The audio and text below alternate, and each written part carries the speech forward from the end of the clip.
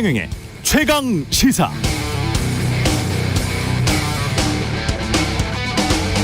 네, 저는 미국을 좋아합니다. 초강대국의 횡포를 부릴 때도 있지만 그래도 미국은 자유민주 국가입니다. 개인주의 성향이 강하고 자유로운 것도 제 맘에 꼭 듭니다. 미국 사람들은 자신의 생각을 말하는데 거리낌이 없습니다. 인종, 성별, 재산에 상관없이 당당하라 라고 학교에서부터 가르칩니다.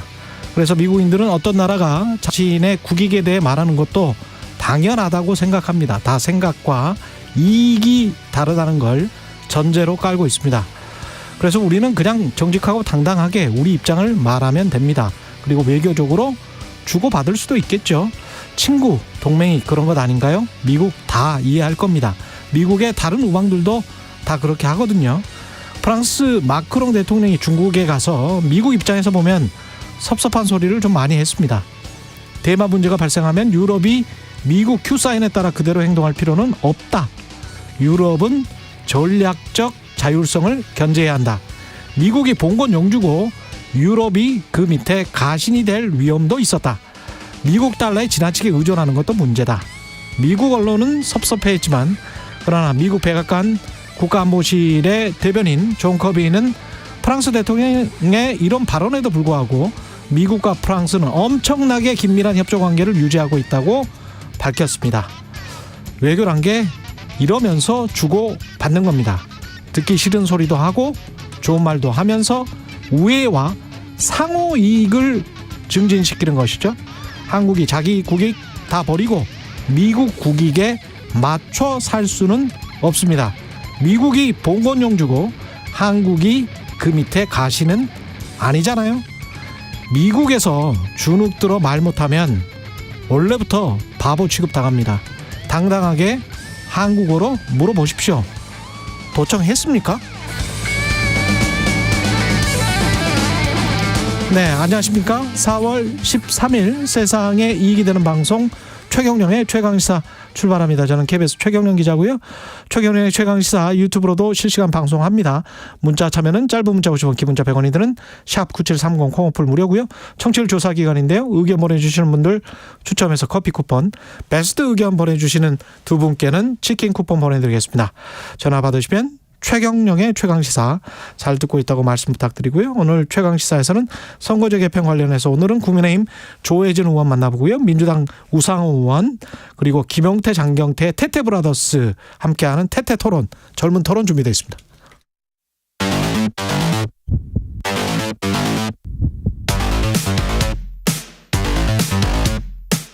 오늘 아침 가장 뜨거운 뉴스 언박싱. 자, 뉴스 언박싱 시작하겠습니다. 민동기 기자, 김연아 평론가 나와 있습니다. 안녕하십니까? 안녕하십니까? 예, 미국 도청 의혹 때문에 국회 외통위에서 또 여야가 충돌했습니다. 일단 대통령실이 이 감청 의혹에 대해서요, 도감청 의혹에 대해서 한국 정부가 먼저 외교 쟁점화하지는 않겠다. 이제 이런 방침을 세운 것으로 확인이 됐고요. 일단 야당이 지금 요구를 하고 있지 않습니까? 미국의 공식 사과를 요구하거나 진상규명을 좀 요구를 해야 되지 않느냐 이렇게 주장을 하고 있는데 이제 여기에는 선을 긋는 어떤 그런 모습이었고요. 그리고 말씀하신 것처럼 어제 국회 외통위에서도 왜 미국은 일부 변경이라고 하고 왜 우리 대통령실과 정부는 상당수 위조됐다라고 왜 말이 바뀌냐, 예. 말이 엇나가고 있냐 이런 부분을 또 야당 의원이 질타했고 그리고 김태호 국가안보실 1차장이 미국이 어떤 악의를 가지고 했다는 정황은 없다. 이 부분을 언급을 하면서 이게 도대체 말이 되는 거냐. 사실상 시인한 것 같아요. 그리고 우리 지금 KBS 뉴스에도 네. 미 백악관 안보실 당국자가 정보 수집은 국가 안보를 위한 것이라며 앞으로도 계속할 것이다. 이렇게 지금 워싱턴 김양수 특파원이 보도를 하고 있기 때문에 미국이 도감청을 사실상 시인을 했고 그러니까 우리도 악의로 한 것은 아니냐. 그렇죠. 아니지 않느냐. 김태호 차장이 그렇게 이야기를 한 걸로 보입니다. 어제 그 예. 오스틴 미국 국방장관이 이 미국하고 필리핀이 외교 국방장관 회담이 있었거든요. 예. 그 직후에 이제 공동 기자회견을 가졌는데 이 사안은 매우 심각하게 받아들인다. 그리고 우리는 계속해서 조사를 하고 문건 유출 관련 출처와 범위를 찾아낼 때까지 샅샅이 살필 것이다. 이렇게 얘기를 했습니다. 그러니까 도감청을 우린 하지 않았다라는 얘기를 단 한 번도 미국은 공식적으로 하지 않고 있거든요. 예. 그러니까 이 부분에 대해서 우리 정부가 실제로 그 오프닝에서도 말씀을 하신 것처럼 그래서 도청했냐 이거 우리 정부가 좀 따져야 될 것 같은데 그렇죠. 대통령실은 일단 이거 묻지 않겠다는 입장을 고수를 하고 있고요. 그리고 어제 이제 동아일보가 보도했던 그런 내용을 언박싱에서도 소개를 해드리지 않았습니까? 그러니까 포탄 대여 계획과 관련해서 뭐 계약을 했다는 식으로 이제 동아일보가 보도를 했는데 어제 외통위에서 박진 외교부 장관에게 야당 의원들이 이 질문을 했거든요. 근데 확인해 드릴 수 있는 내용은 없다. 이렇게 해명을 했습니다. 그러니까 말씀하셨듯이 미국은 이 사태 초반에만 해도 동맹국들에 대해서 이러한 일이 일어난 거에 대해서 어느 정도 조치를 취할 것처럼 하는 이러한 이제 스탠스였어요. 그래서 만약에 이제 우리가 여기에 대해서 뭐 예를 들면 입장을 표명하라든지 사과를 하라든지 또는 바로 잡으라든지 뭐 이렇게 했으면 아마도 그에 상응하는 어떤 답을 미국이 하지 않았을까라고 그렇죠. 저는 생각을 합니다. 그런데 지금 우리가 별로 문제 삼지 않을 것처럼 하고 그 뭐 선의의 도청을 했다는 것인지 잘 모르겠지만 어쨌든 악의적인 도청 아니라고 하니 미국의 태도가 지금 이제 우리가 뭐 그렇게까지 잘못한 건 아니다 뭐 이런 분위기로 가고 있는 것 같은 느낌이 들어요. 왜냐하면 지금 말씀하신 존 커비 전략소통 조정관 같은 경우도 이게 어쨌든 뭐 여러모로 그전까지는 이게 우리가 하지 말았어야 될 일이다라는 취지의 얘기를 하다가 지금은 또 이런 분위기가 국가 안보를 위해서는 또 할 수 있는 거 아니냐. 그렇죠. 앞으로도 네. 계속 하는 거다 이렇게 얘기하지 않습니까? 그러니까 그렇죠. 이게 도감청에 해당하는 거면은 처음에는 움츠러들었어요. 그렇죠. 미국도. 그렇죠.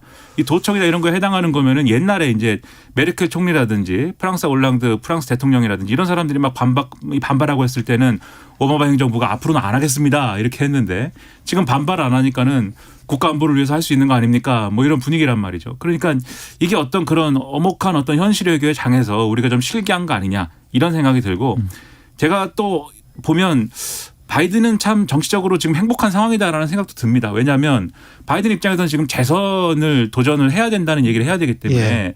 지금 전반적으로 우리가 상당히 잘하고 있어. 경제도 그렇고 정치도 그렇고 외교도 그렇고 특히 내 주특기 외교야. 예. 이 얘기를 하고 싶은데 온 나라에서 도와줘요. 그렇죠. 한국을 비롯해서. 그렇죠. 전 세계 동맹국들이 지금 그걸 도와주고 있어요. 왜냐하면 이게 유출되고 이래 가지고 동맹국들과의 관계가 흔들리고 이거 뭐냐 정보 관리도 제대로 못하고 이 외교의 달인이라고 그랬는데 이런 거 이 리스크 관리를 못하느냐 이런 비판을 지금 여론 이 언론들이 할 태세를 상당히 갖춰놓은 상황인데 동맹국들이 문제 삼지 않으니까 오히려 바이든 대통령은 할 말이 여러 가지가 생긴 거죠. 지금 이 미국 언론에 대해서.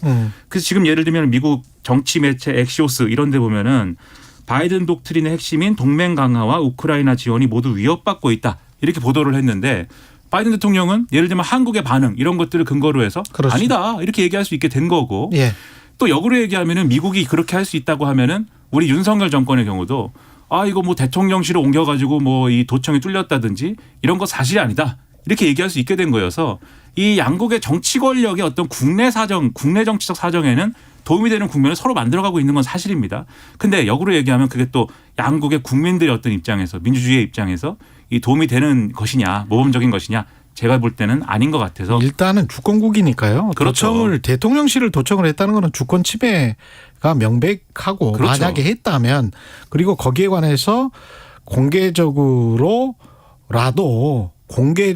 쇼를 해서라도 화를 내고 비공개적으로는 미국과 어떤 적절한 거래를 해서 우리의 이익을 찾는 방식으로 가는 외교가 적절하지 않겠습니까? 그러니까 그렇죠. 이거를 선과 악 뭐 선한 국가가 우리를 도청하는 건 괜찮고 악한 국가가 우리를 도청하는 거는 나빠 이게 아니고 도청을 하면 우리 국익이 훼손될 수가 있는 것이고 그렇죠. 그들의 국익과 어떤 나라든 간에 그들의 국익이 있고 우리의 국익이 따로 있는 거예요. 그러면 우리는 우리의 이익을 지키기 위해서 행동을 하면 되는 것이지 당장 이 도청 문제가 이렇게 우리가 좀 이상하게 나오니까 폴란드 총리가 그렇게 이야기를 하잖아요.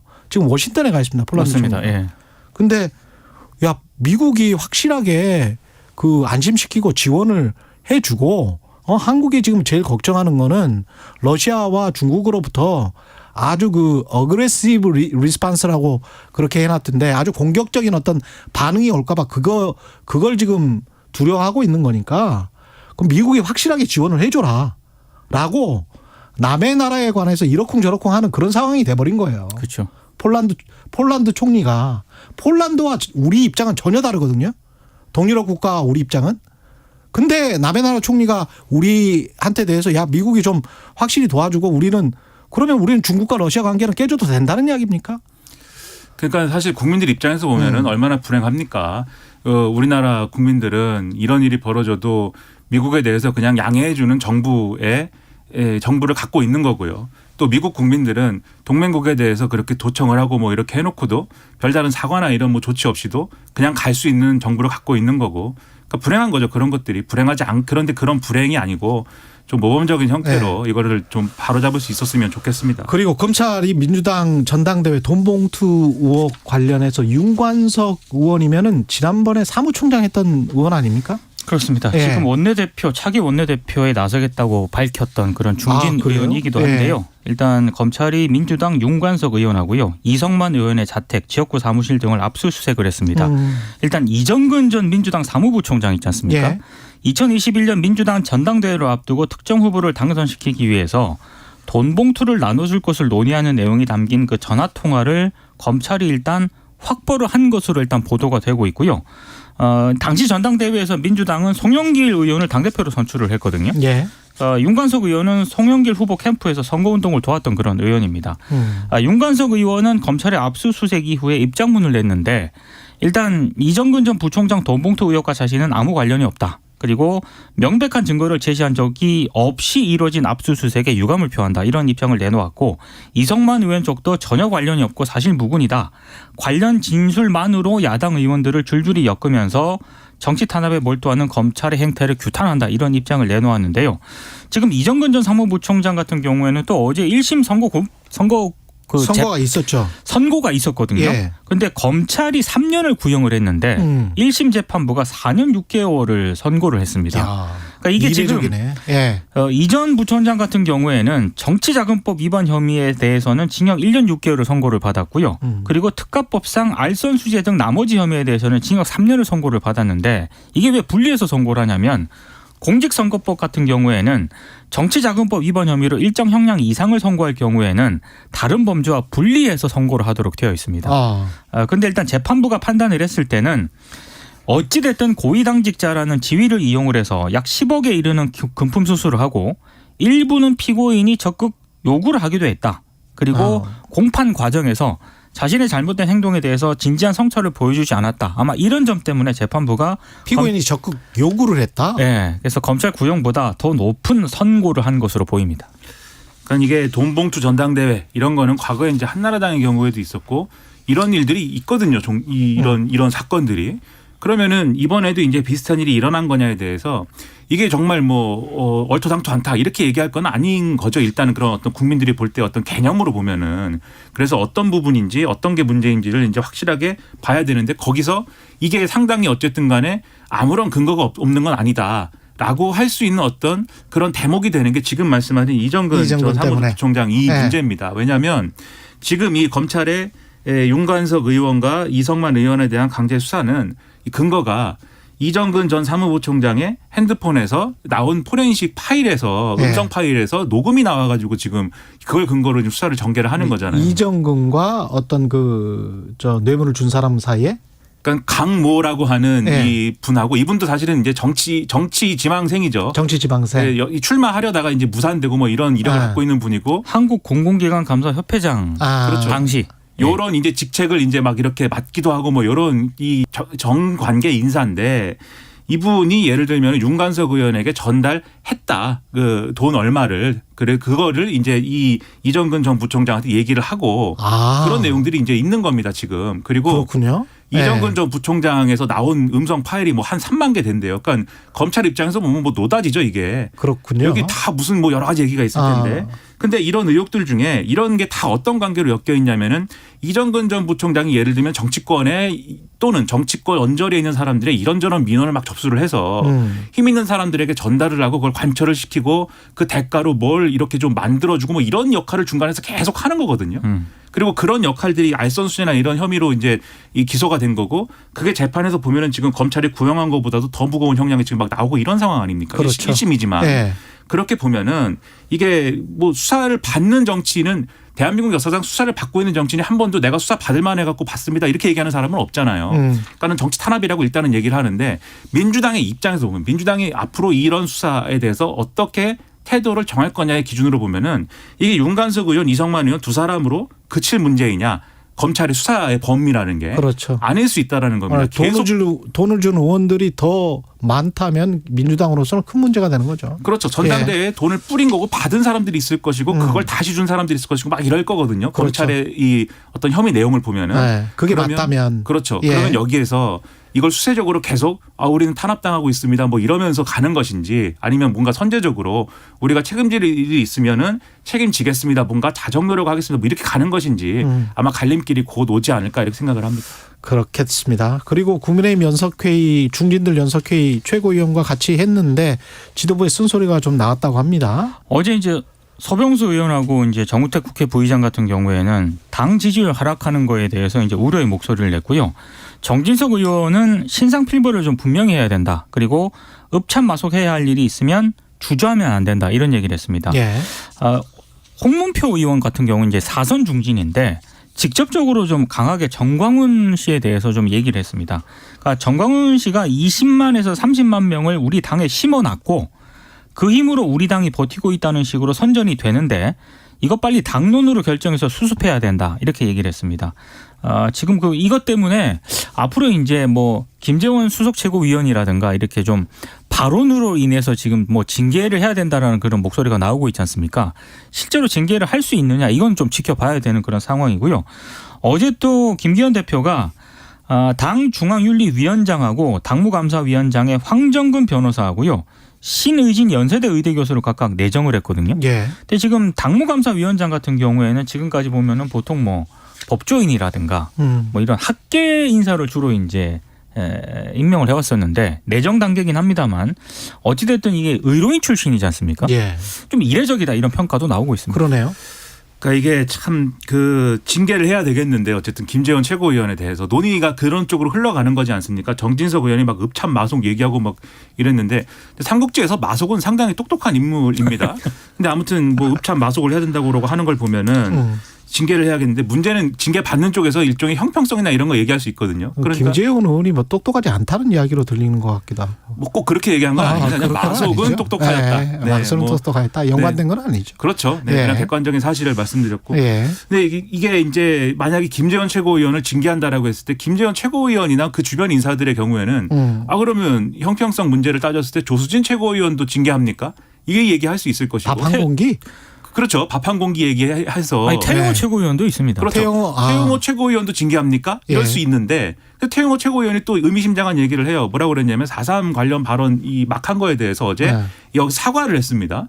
사과를 어제 했는데. 또 갑자기 사과했어요? 그렇습니다. 그 발언을 해가지고 당의 피해를 입혀 사과를 하면서 그런데 김기현 대표 체제에 아직 얼마 안 됐는데 원외 인사들이 흔들고 그러면 안 된다. 이게 홍준표 대구시장 겨냥한 거거든요. 그럼 무슨 얘기를 하는 거냐면 우리 징계하면 홍준표 대구시장도 해야 되지 않을까요? 뭐 이런 얘기예요 결국은. 그러니까 홍준표 대구시장은 왜 해요? 그러니까 이 공개적으로 계속 네. 김기현 대표 체제가 마치 전광훈 목사의 지배를 받는 것처럼 공개적으로 왜 계속 주장을 해서 사실과 다른 얘기를 왜 하느냐 뭐 이런 거거든요. 그러니까 여기에 대해서 또 홍준표 대구시장이 또 페이스북에 네. 태영호 최고위원을 또 비판하는 또 글을 쓰기도 했고요. 어제 좀 시끄러웠습니다. 그러니까 서로 총을 겨눈 상황에서 최강 시사에 나와서 이렇게 감론들박을 해주세요. 그러니까 이게 이상해질 수 있는 게 서로 총을 겨눈 상태에서 네가 쏘면 나도 쏠 거야 뭐 이런 분위기 형성되면은 예. 아무도 총을 못 쏘는 사태가 벌어질 수 있기 때문에 과연 징계를 할 수 있는 거냐에 대해서 여러 얘기가 지금 나오고 있는 거죠. 이준석 전 대표는 정광훈 씨가 문제냐 아니면 대통령과 윤핵관이 문제냐 핵심은 그쪽 때문에 지지율이 떨어지고 있는 거 아니냐 뭐 이렇게 이야기를 네. 하지 않았어요? 그 비슷한 취지로 얘기를 했었죠. 그렇죠. 사실 전광훈 목사에 대해서는 일부 네. 보도를 보면은 대통령실에서 오히려 김재원 최고위원 뭐 징계 필요성에 대해서 언급했다는 보도도 있고 하거든요. 그러니까 뒤집어 얘기하면 그만큼 사실은 전광훈 목사가 뭐 그렇게 지금 몇 주째 전광훈 얘기를 하는데 사실은 과대평가돼 있죠 정치적으로는. 그렇죠. 그렇기 때문에 국민의 입장에서는 정리하려면 충분히 정리할 수 있고 마음만 먹으면 단절할 수 있습니다. 그건 그렇게 어려운 일도 아닌 것인데 문제는 지금 이준석 전 대표 얘기한 대로 총선에서 지금의 어떤 평가를 확 뒤집으면서 국민의 신뢰를 얻기 위해서는 대통령실과의 관계 정리 어떻게 할 거냐 이게 핵심인 것이고 그게 총선 전략이 돼야 되는데 사실은 전광훈 변수가 막 이렇게 커지면서 마치 전광훈 변수만 제거하면은 당이 잘 될 것처럼 하는 것도 사실 함정일 수 있다 이 얘기를 그쪽에서 하고 있는 거죠 지금. 예, 여기까지 듣겠습니다. 뉴스 언박싱 민동기 기자 김민하 평론가였습니다. 고맙습니다. 고맙습니다. KBS 1라디오 최경영의 최강시사 듣고 계신 지금 시각 7시 40분입니다. 출근길 날씨 정보입니다. 황사가 이틀째 이어지고 있습니다. 지금 미세먼지 농도가 평소보다 3배에서 5배가량 높은 상태고요. 전국에 황사 위기경보 주의 단계와 함께 미세먼지 경보가 발효 중입니다. 오늘도 종일 미세먼지와 초미세먼지 농도 모두 전국적으로 매우 나쁨 단계에 머물 전망이어서 주의하셔야겠습니다. 현재 기온은 어제 아침보다 1도에서 5도 정도 낮아서 무척 쌀쌀한데요. 한낮에는 서울 20도, 대전 23도, 대구와 광주 24도 등으로 어제보다 2도에서 6도가량 오르며 평년 기온을 회복하겠습니다. 오늘 하늘은 대체로 맑겠지만 대기가 무척 건조해 전국 많은 지역에 건조특보가 발효 중이니까요. 불조심하시기 바랍니다. 현재 서울의 기온은 6.6도입니다. 날씨 정보 송소진입니다. 이어서 이 시각 교통 상황을 KBS 교통정보센터 이현 씨가 전해드립니다. 네, 오늘도 공기질이 좋지 못하니까요. 내기 순환 모드로 설정하고 운행하시는 게 좋겠습니다. 출근길 교통량은 계속 증가하고 있는데요. 영동고속도로 강릉 쪽으로 서창 부근에서 지체고요.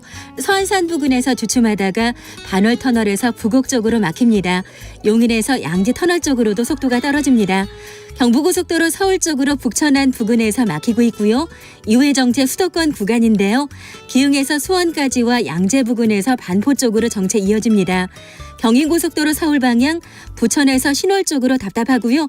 서울시내 국회대로에 진입을 해서도 목동교까지는 쭉 어렵다고 보셔야겠습니다. KBS 교통정보센터였습니다. 오늘 하루 이슈의 중심. 당신의 아침을 책임지는 직격 인터뷰. 여러분은 지금 KBS 1라디오 최경영의 최강시사와 함께하고 계십니다.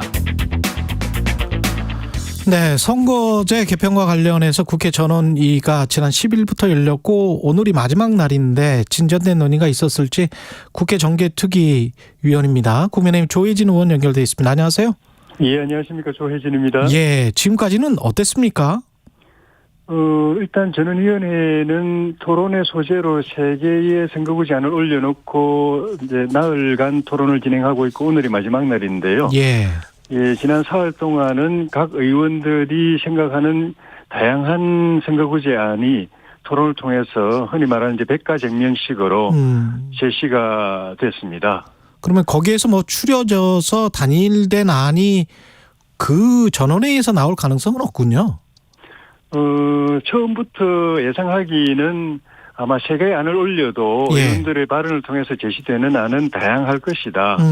제가 그 이야기한 거 예측한 것도 적어도 5개 안, 많으면 한 10개 안 정도까지 표출될 거다라고 이야기했는데 그렇군요. 예, 그렇게 진행되고 있고 일단 이 과정은 거칠 수밖에 없습니다. 그렇겠죠. 각 의원들이 생각하는 그 의견들이 충분히 표출이 되는 과정은 불가피하고 예. 그 이후에 그것을 이제 정리하고 수렴하고 좁혀서 선거구제라는 거는 뭐 2개 이상의 제도가 있는 게 아니기 때문에 한 가지 선거제로 선거를 치러야 되는 거기 때문에 최종적으로는 하나의 안으로 합의하고 그걸 법제화해서 선거를 치러야 되고 지금은 그 과정에 있다고 보여지는데 오늘까지 토론을 통해서 그 한 가지 안으로 압축되는 거는 현실적으로는 좀 어렵다고 봐야죠.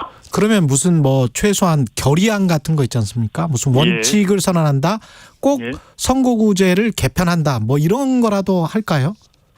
선거구제 개편에 대해서는 여야가 다 의견이 일치되어 있습니다. 아, 그렇습니까? 지난 4년 전 21대 총선 앞두고 도입된 준연동형 비례제는 그 자체 법 선거구제안이 확정되는 과정에서도 그 당시 야당을 배제하고 됐기 때문에 절차적으로도 문제가 있었고, 그다음에 위성정당들이 출연하는 바람에 그 준연동형 제도의 취지 자체가 완전히 그 무효로 된 거나 마찬가지라서 이 제도를 그대로 가지고 선거를 치를 수는 없다는 데 대해서는 여야와 또 여론이 다 일치하고 있기 때문에 예. 바꾸는 거는 뭐 거의 기정사실이고 예. 어떤 제도로 바꾸느냐를 가지고 지금 전원이 토론회를 하고 있는 겁니다. 어제 안철수 의원은 의원들부터 스스로 기대가 별로 없고 국민 호응도 없다 이렇게 이야기를 했는데 예. 진짜 의원들도 기대가 별로 없습니까? 속마음은. 저는 그렇지 않다고 봅니다. 아, 그래요? 저도 어제 저 안철수 의원님이 제 옆자리에 있어서 그러셨구나. 지금 말씀하신 그런 말씀을 하시길래 제가 보는 이번 사흘 동안에 전원위원회에 소감을 말씀을 드렸는데 예. 정말 전 놀랐습니다. 제가 12년째 국회의원 하면서 국회에서 이런 장면 처음 봅니다. 본회의 일단은 그 자리 뜬 사람들이 많다고 하지만 통상 보면 본회의 대정부 질문이나 5분 자유 발언 같은 거 할 때 보면은 의석이 거의 없는 거에 비하면은 이번 전원위원회 때 자리 지킨 의원들은 굉장히 많은 겁니다. 예. 그다음에 늘 우리 국민들이 보아왔지만은 저 대정부 질문 또 자유 토론 할 때 서로 야유하고 비방하고 고함 지르고 이게 그 일상적으로 보아온 장면 아닙니까? 예. 근데 사흘 동안에 정말 차분하게 각 한 명 한 명의 의원들의 발언을 경청하고 또 무엇보다도 양당이 아직 그 선거구제에 대해서 당론이 없는 점도 한 가지 관계가 있겠지만은 여야 할 것 없이 또는 각 당 안에서도 각 의원들이 자기 생각을 말하는 건 전 처음 봤습니다. 갖고 있는 지금 현재 선거제의 가장 큰 문제의식은 뭐라고 보세요? 우리 지금 이런 그 파행적인 정치 구도, 그 정치적 양극화와 이런 무한 정쟁, 이 극한 대립을 가져온 원인 중에 하나가 승자 독식 그리고 패자 배제. 예. 그리고 표의 이 대량 사표로 인해서 표의 비례성과 등가성이 완전히 무너진 것. 이게 한 가지 원인이라고 생각하고 이걸 이제 바꿔야 된다라는 점에 대해서 의원들이 상당 부분 공감했기 때문에 그렇군요. 그에 대한 대안으로서 여러 가지 제도를 지금 내놓고 있는 걸로 봐야 됩니다. 어제 이탄희 의원이랑 인터뷰를 했었는데요. 이탄희 의원은 결국은 그 정치 양극화랄지 승자독식 그 제도를 없애려면 소선거구제가 아닌 대선거구제로 가야 된다. 또는 비례대표를 확충해야 되는데 비례대표를 확충하지 못한다면 대선거구제로 가는 수밖에 없을 것 같다. 그게 민주당 안이 있고 국민의힘 안이 있는 것 같다. 이런 이야기였거든요. 예. 제 대안도 일정 부분 일리가 있지만은 또 그거는 그거대로 선거구가 너무 넓어서 후보들이 선거운동을 하는데 또 유권자들이 후보들을 만나고 평가하고 하는데 어려움이 있다는 점하고 그리고 그 취지가 표의 등가성 비례성을 실현하기 위해서인데 이게 거꾸로 반대 현상이 발생할 수도 있습니다. 어떻게요? 그러니까 최악의 경우 지금은 소선거구제에서는 한 40% 50% 정도 득표를 해야 국회의원이 될 수 있지 않습니까? 그렇죠. 근데 그 대선거구제를 할 경우에는 아주 극단적인 경우는 한 5% 정도만 표를 얻어도 국회의원이 될 수 있고 5등이나 10등이 될 수 있다. 1등은 한 50%를 얻어서 똑같은 국회의원인데 1등은 한 50% 지지를 얻어서 당선되는데 그럴 수 있겠네. 꼴등은 한 5%만 표를 얻어가지고 똑같은 국회의원이 된다. 그러면 거꾸로 표의 등가성에 문제가 생기거든요. 그러면 수석 국회의원과 무슨 차석 국회의원 이렇게 나눠야 되나? 옛날에는 이제 2명 뽑을 때는 금메달, 은메달이라고 그랬는데 금메달, 은메달이 아니고 1등과 10등 이런 차이가 그런데 국회의원은 똑같고 지지를 그렇게 많이 안 얻어도 한 5%만 한 5% 정도 내 고정 지지만 확보해도 난 국회의원 될 수 있다. 이런 문제도 있고 그다음에 기본적으로 지난번 준연동형 비례제에 대해서 국민들이 약간 거부감을 갖는 게 무슨 제도인지 모르겠더라. 이거거든요. 그 국회의원들 본인들도 잘 모르는 것 같더라. 그런 아무도 모르는 제도 가지고 우리가 선거 치렀다. 이런 그 비판이 있는데 그래서 너무 생소한 제도는 국민들이 받아들이기 어렵지 않겠는가 하는 그런 그 고민도 있는 것 같습니다. 그 의원님 대안은 뭡니까? 지금 우리 좀 전에 말씀드린 예. 그런 이제 그 승자 독식을 깨고 국민표 한 표 한 표가 골고루 국회의원 당선에 반영되게 하는 표의 등가성 비례성 이걸 실현하기 위해서는 이상적으로 보면은 연동형이 가장 바람직한데 연동형. 그걸 실현하려면은 비례 의석을 늘려야 되고 예. 어떻게 보면 전체 국회 의석 자체를 늘려야 될 가능성이 아주 많습니다. 독일 그렇죠. 같은 경우가 그랬고 그렇죠. 독일이 연동형으로 성공한 사례가 되는 국가인데 예. 거기는 비례가 거의 그 지역구하고 거의 똑같습니다. 300대 300 이 정도인데 근데 우리는 국민들이 비례제 자체에 대해서 굉장히 좀 그 인식이 부정적입니다. 그리고 국회의원 정원수 늘리는 거에 관해서도 좀 부정적인 여론이 많죠. 당연히 뭐 아주 반대가 크고 예. 그런 점에서 그 연동형이 이상적이긴 하지만 현실에서 국민들이 그걸 받아들일 수 있을까 하는 생각이 들고 그걸 보완해서 비례 또 등가 이런 가치를 실현하는 방법은 이제 중대 선거구제를 도입하는 거죠. 예. 중대 선거구제를 도입하되 대도시는 중대 선거구제를 하고 지방은 소선거구제를 그대로 유지하는 거. 도농복합형. 예, 그게 현실적으로 지금 논의가 되고 있는 대안입니다. 국민의힘에서는 그걸 강력하게 생각을 하시는 것 같고 김기현 대표가 이야기했던 뭐 30명 의원 축소와 관련해서는 어떻게 생각하세요? 그게 이제 국민 정서로는 맞죠. 예. 그리고 과거에 또 한 270명 가까이로 이제 줄여본 그 사례도 있는데, 예. 예, 그래 되게 되면은 지금 쭉 우리 정치가 고민해온 승자 독식으로 인한 정치적 대립 갈등 이 문제를 해소하는 게 어렵다. 이 구도를 그대로 안고 가야 되는 그런 고민이 있는 거죠. 그렇군요. 예. 예. 오히려 이탄희 의원은 그렇게 줄이게 되면 귀족 황제 의원이 되는 길이다. 예. 이렇게 이야기를 하더라고요. 왜냐하면 귀해지니까 아무래도 국회의원이. 맞습니다. 예. 그러니까 좀 전에 제가 말씀드린 그 의원을 줄이는 게 국민 정서로는 맞다라는 거는 예. 워낙 국회와 정치권, 정당이 국민 기대와 부합을 못하고 실망을 계속 끼치기 때문에 정서적으로 보면은 반으로 줄여라. 아주 극단적인 경우는 국회 해체해라 이런 말까지 나오는 건데 그건 정서적인 거고요. 그렇죠. 국회가 국민 대의기관으로서 기능은 해야 되기 때문에 예. 기능을 잘 하기 위해서 어떤 대안이 필요한가 하는 쪽으로 이제 고민을 해야 되는데 예. 그렇게 정서적으로 감정적으로 해서 줄이면 줄일수록 국회의원 한 명이 가진 권한은 훨씬 더 커지는 거죠. 예. 역설적인 그런 거기 때문에 감정적으로만 할 수는 없고 예. 어떻게 하는 것이 국회가 제 기능을 할 수 있을까 하는 그런 이성적인 논의에 초점을 맞출 필요가 있다고 봅니다. 한 시간이 한 2, 3분밖에 안 남았어요. 당내 현안 잠깐 여쭤보겠습니다. 어제 최고위원 중진위원 연석회의가 있었는데 예. 지금 지지율이 좀 안 좋은 것에 관한 어떤 쓴소리들이 많이 나왔나요? 예. 당내에서 국민 실망 끼치는 일들에 대해서 그냥 확실하게 심상필벌을 하지 않고 넘어가는 것들이 문제다라는 지적도 있었고, 예. 그리고 그 외부 이렇게 저 특정인을 거론해야 되겠습니다만 정광훈 목사님 같은 분하고의 그런 논란, 그 부분을 왜 빨리 정리를 안 하느냐는 지적도 있었고, 또 하나는 20대, 21대 국회 총선에서도 우리가 이길 수 있는 환경이었는데 공천 파동 때문에 졌다. 다시는 그런 일이 있으면 안 된다. 예. 그러려면은 공정한 룰을 만들어야 되고 그것도 빨리 만드는 게 좋다. 그리고 총선 때, 선거 때 내세울 참신한 인물들을 빨리 우리가 영입해서 국민들 앞에 선을 보이는 게 필요하다는 그런 지적도 있었는데 이게 옳은 이야기고 당 지도부가 그걸 잘 수렴해서 실행에 옮겼으면 좋겠습니다.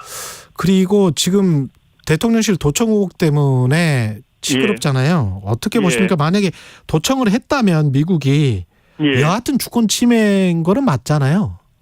했다면이라고 전제하면 그럴 수 있는데 지금 우리가 가정을 이야기할 수는 없고 또 가정도 실제 가능성이 있는 가정을 이야기해야 되는데 적어도 지금까지 미국 법무부가 국방부에다가 의뢰해가지고 조사한 바로는 법무부 국방부가 같이 조사한 바로는 상당 부분이 위조됐다라는 거고 그 위조된 부분에 관해서 우리 정부도 그 당시 국가안보실장이 이 상당 부분 사실과 다르다라고 이야기했기 때문에 지금 현 단계에서는 그러니까 사실 확인이 된 위조, 그러니까 도청이나 감청이 사실 확인이 됐다면은 그걸 근거로 해서 우리가 조치를 해야 되지만 현재까지 확인된 거는 상당 부분 그 자료 자체가 위조됐다라는 거기 때문에 그러면 이 단계에서는 그게 왜 위조가 누구에 의해서 어떤 목적으로 위조가 됐고 어떻게 악용이 됐고 하는 부분을 밝히고 그걸 바로잡는데 일단 두 나라가 협력할 필요가 있고 근데 그것과 관계없이 상식적으로 보면은 어느 나라 국가 정보기관이든 간에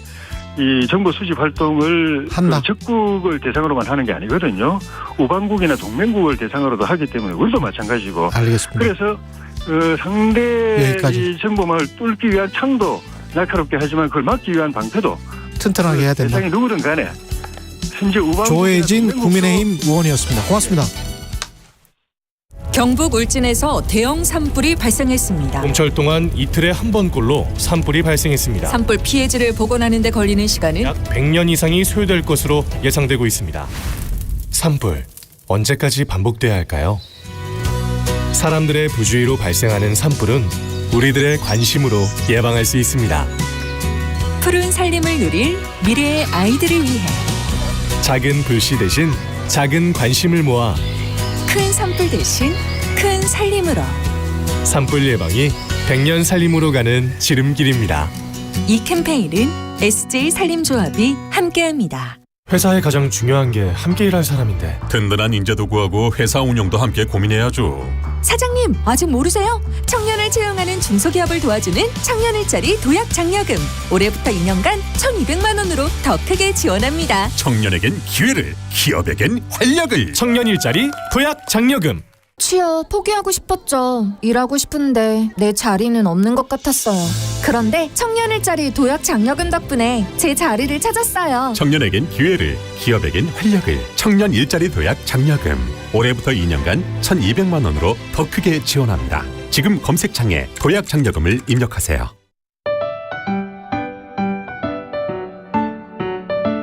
(2023) KBS 1라디오 연중기획 낮은 목소리 당신의 목소리를 들려주세요.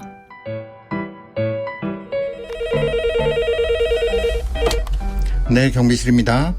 예, 알겠습니다. 감사합니다. 안녕하세요. 저는 경기도 광명시 아파트에서 근무하고 있는 경비원 강명식입니다. 우리 나이로 67세입니다. 재활용 분리 배출 정리하고 있습니다.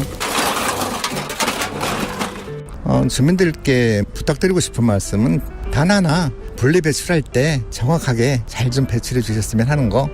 저희가 휴게 시간이라고 되어 있는 밤에 경비초소에서 눈을 잠깐 붙일 때에도 시간 무시하고 찾아오는 사람도 간혹 예전보다는 많이 없어졌습니다만은 그런 경우도 있고, 무례했던 경우가 이제 예를 들어서 내가 내는 돈으로 월급을 주는데 왜 경비초소에 없느냐, 순찰 중이었다든지 재활용 정리하고 있다고 말씀을 드려도 그거는 듣지 않고 내가 인터폰 했을 때 왜 자리에 없었냐고 따지는 분이 계셨어요. 그런 경우에 참 답답하죠. 힘들게 일을 하고 있을 때 여름 같은 경우에는 얼음 커피라든지 겨울 같으면 뭐 유자차라든지 이렇게 해서 고생한다고 말씀 한마디도 굉장히 또 잘해주시고, 그럴 때는 참 마음이 뿌듯하고 보람이 있고 그렇죠. 주민들 만나는 것이, 그 아기들 보는 것이 하루를 갖다가 즐겁게 하는 것 같습니다. 그래서 주민들도 저한테 가족이라고 생각을 하고 있으리라고 생각을 합니다. 항상 고맙게 생각합니다. 감사합니다. 오늘 하루도 묵묵히 살아가는 당신의 이야기를 들어봅니다. KBS 1라디오 연중기획 낮은 목소리였습니다.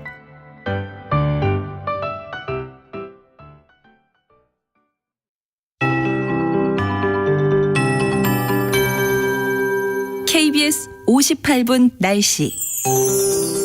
오늘도 마스크를 꼭 착용하고 다니셔야겠습니다. 어제에 이어 황사가 계속 영향을 주고 있는데요. 지금 미세먼지 농도가 평소보다 3배에서 5배가량 높은 상태고, 전국에 황사 위기경보 주의 단계와 함께 미세먼지 경보도 발효 중입니다.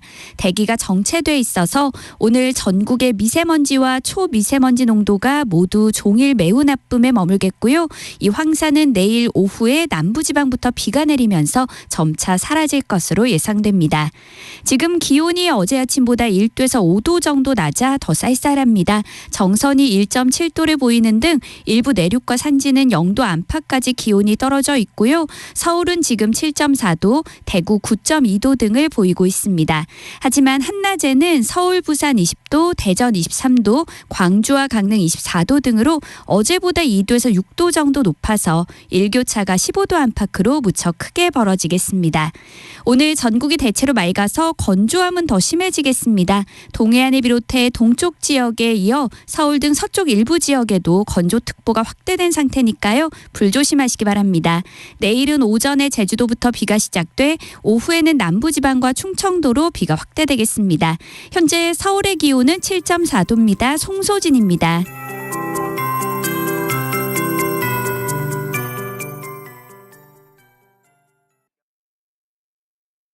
정성을 다하는 국민의 방송 KBS가 8시를 알려드립니다. AM 711kHz, FM 97.3MHz, KBS 1라디오입니다. HLKA.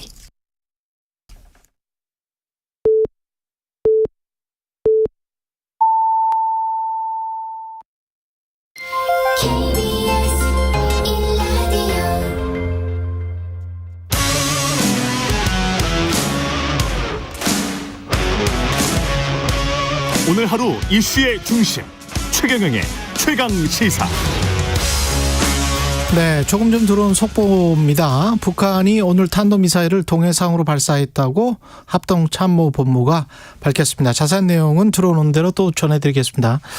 미국의 도감청 의혹, 도청 의혹 파문이 계속되고 있는 가운데 어제 국회 외통위가 열렸습니다. 국회 외통위 소속 더불어민주당 우상호 의원 전화 연결돼 있습니다. 안녕하세요. 네네, 안녕하세요. 예, 도청 의혹에 관해서는 어떻게 판단하고 계십니까? 일단 도청이 있었냐 없었냐 내용 이제 이게 하나 쟁점이고요. 예. 두 번째는 이제 그 도청한 내용에 뭔가 위조나 조작이 있었냐 없었냐. 세 번째는 대한민국의 대통령실이 가정 보안에 취약해서 도감청에 쉽게 노출될 수 있냐 없냐. 이 세 가지가 이제 지금 그렇죠. 이 쟁점입니다. 예. 그런데 그 첫 번째 문제는 지금 미국의 상당히 책임 있는 그런 외교안보 책임자들이 도감청이 없었다고 부인을 하지 않고 있거든요. 예. 그렇게 본다면 과거의 예를 보면 도감청이 있었다는 것을 사실상 인정한 것이거든요. 그러니까 미국은 한 번도 자기들이 도감청을 했다는 걸 인정한 적이 없습니다. 과거 역사에서도. 예. 근데 이제 NCND로 갈 때는 대부분 한 거죠. 근데 하지 않았을 때는 바로 백악관 대변인이 이런 일은 없었다고 바로 이렇게 부정을 하거든요. 그런 과거의 역사를 볼 때 이번 건은 바로 부정하지 않는 걸 보면 도감청 자체는 있었는데 내용은 사실은 사실과 다른 내용들이 좀 있다. 이런 스탠스를 좀 취하고 있어요. 그러면서 본다면 도감청 자체는 있었던 것으로 그렇게 추정하는 것이 맞을 것 같습니다. 그리고 아까 세 번째 대통령실이 만약에 도청이 있었다면 이제 뚫린 건데 그리고 주권 침해를 당한 것인데 이 방어의 문제에 관해서는 어떻게 보세요?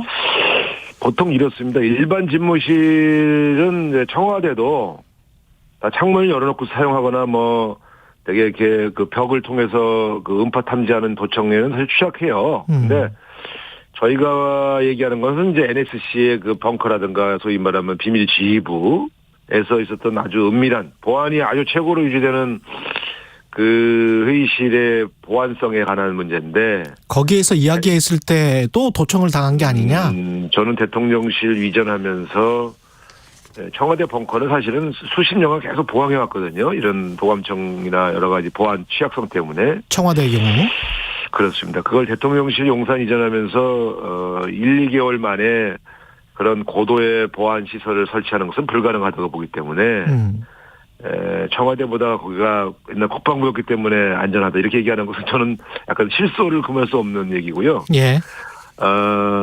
중요한 것은 대통령실 이전 때문에 도감청을 했다 이렇게 볼 수는 없는데 대통령실이 보안에 취약하냐 아니냐는 문제 제기는 좀 경청해서 보강할 필요는 있지요. 왜냐하면 갈수록 도감청 기술이 발전하기 때문에 어디도 완벽한 곳은 없습니다. 그런 측면에서 취약성을 보강하겠다 이렇게 발표하는 것이 저는 국민에게 더 정직하고 겸손한 태도인데 예. 과거 청와대 지하 벙커보다 지금의 대통령실 용산이 더 보안에 더 강하다 이렇게 얘기하는 것은 저는 사실이 아니라고 봅니다.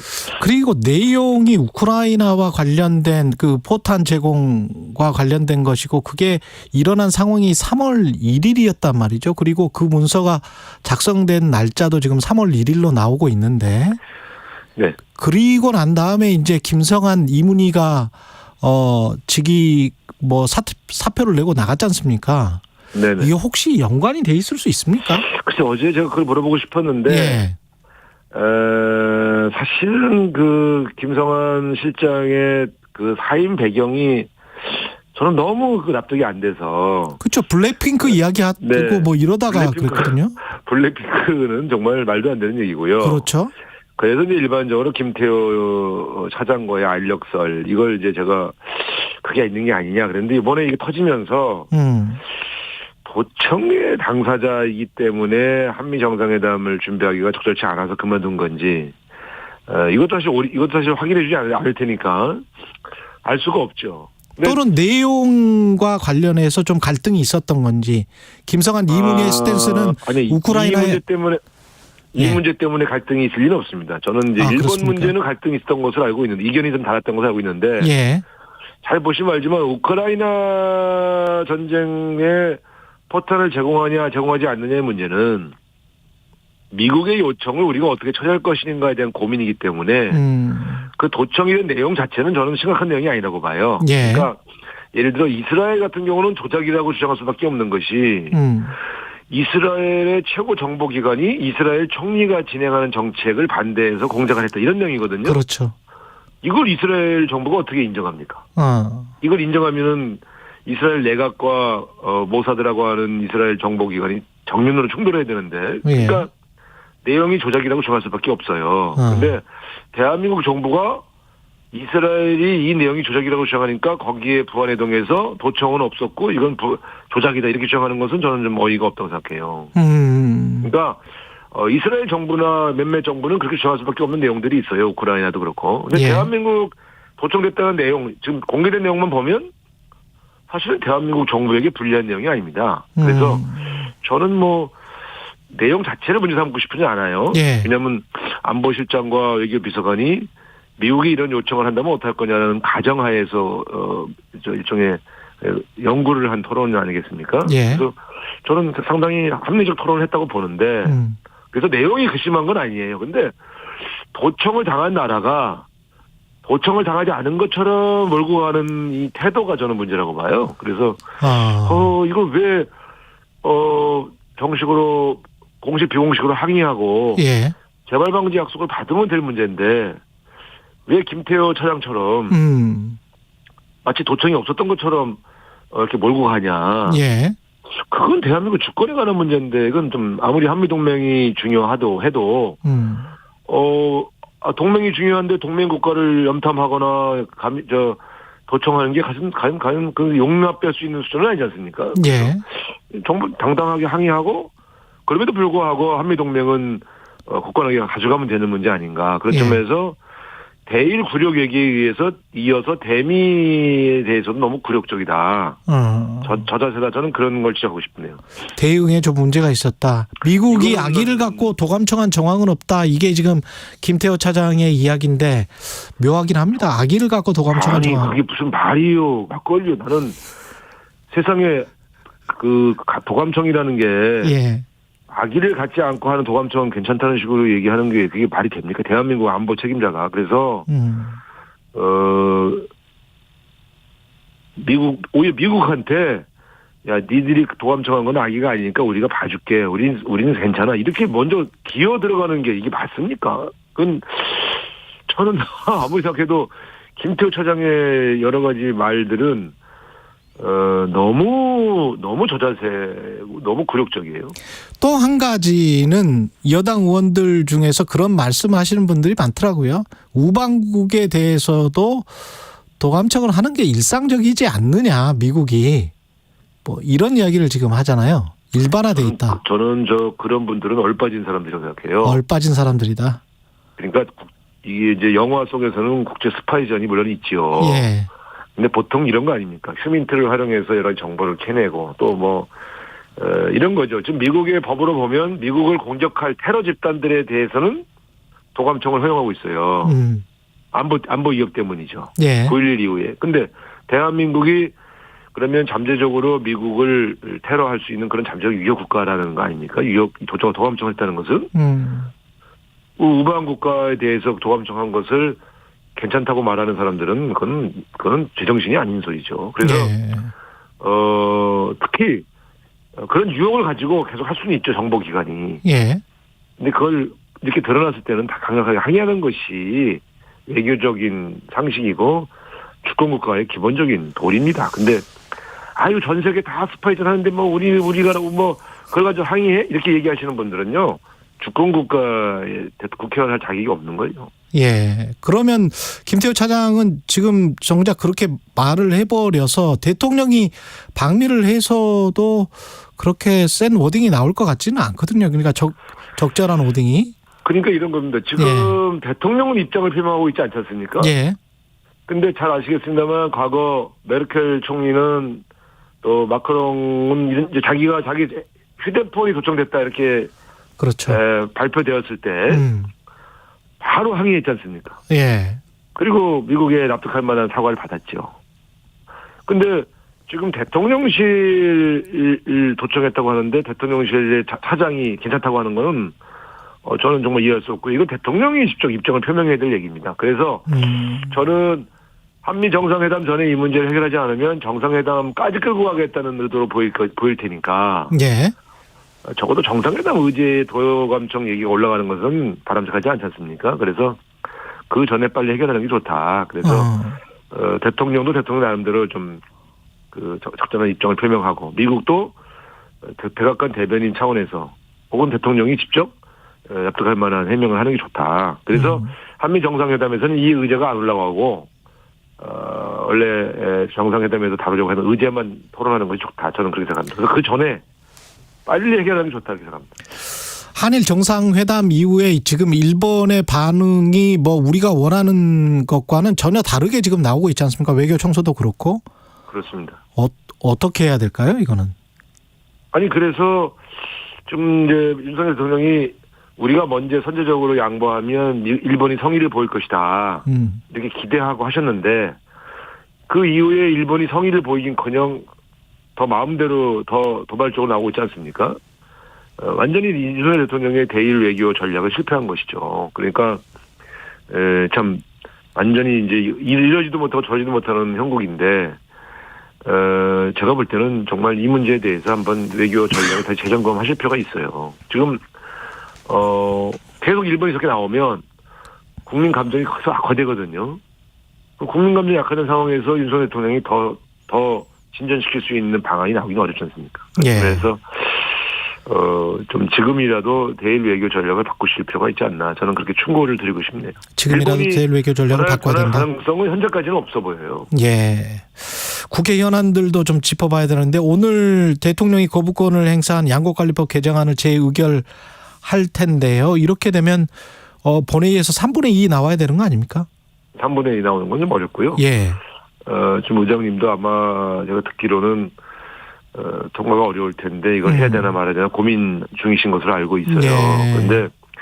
지금 이제 법안들을 보시면 잘 알겠지만 과거와 다르게 좀 정치적 법안들이 아니거든요. 그러니까 양곡관리법은 민생 법안이고요.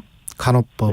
간호법은 어쨌든 그동안 소외되고 고생했던 간호사들 처우에 관한 이제 여러 가지 그 개선안을 담은 건데. 예. 정치 이슈가 아니지 않습니까? 윤석열 대통령을 겨냥한 법이 아니고 또 윤석열 대통령도 공약했던 내용들이에요. 예. 양곡관리법, 쌀값 안정 문제나 간호법은. 그래서 이건 여야 합의로 통과될 수 있다고 봤고, 실제로 여당 의원들도 상당수 공감하고 있는 법이에요. 이걸 거부권을 행사하신 것이 저는 잘 납득이 잘 안 가요. 본인이 한 공약을 본인이 거부한 꼴이 되는데. 예. 이렇게 전국을 저기 막 대결 구도로 가져가는 일에 대통령이 앞장서는 게 맞나? 그런 측면에서는 조금 민생 법안을 왜 이렇게 처리하시는지 잘 모르겠습니다. 아마 최근 지지율 하락에는 이런 문제들이 연동돼 있다고 좀 보여집니다. 그 민주당 지금 갑자기 현안으로 떠오른 게 또 윤관석 의원 압수수색이 어제 있어가지고요. 네. 이거 같은 경우는 뭐 어떤 진상 파악이 좀 돼 있나요? 내용을 저희가 알 수가 없으니까. 네. 일단은 지금 대미 도감청 사건을 덮으려는 의도로 급하게 꺼내든 것 같은데요. 예.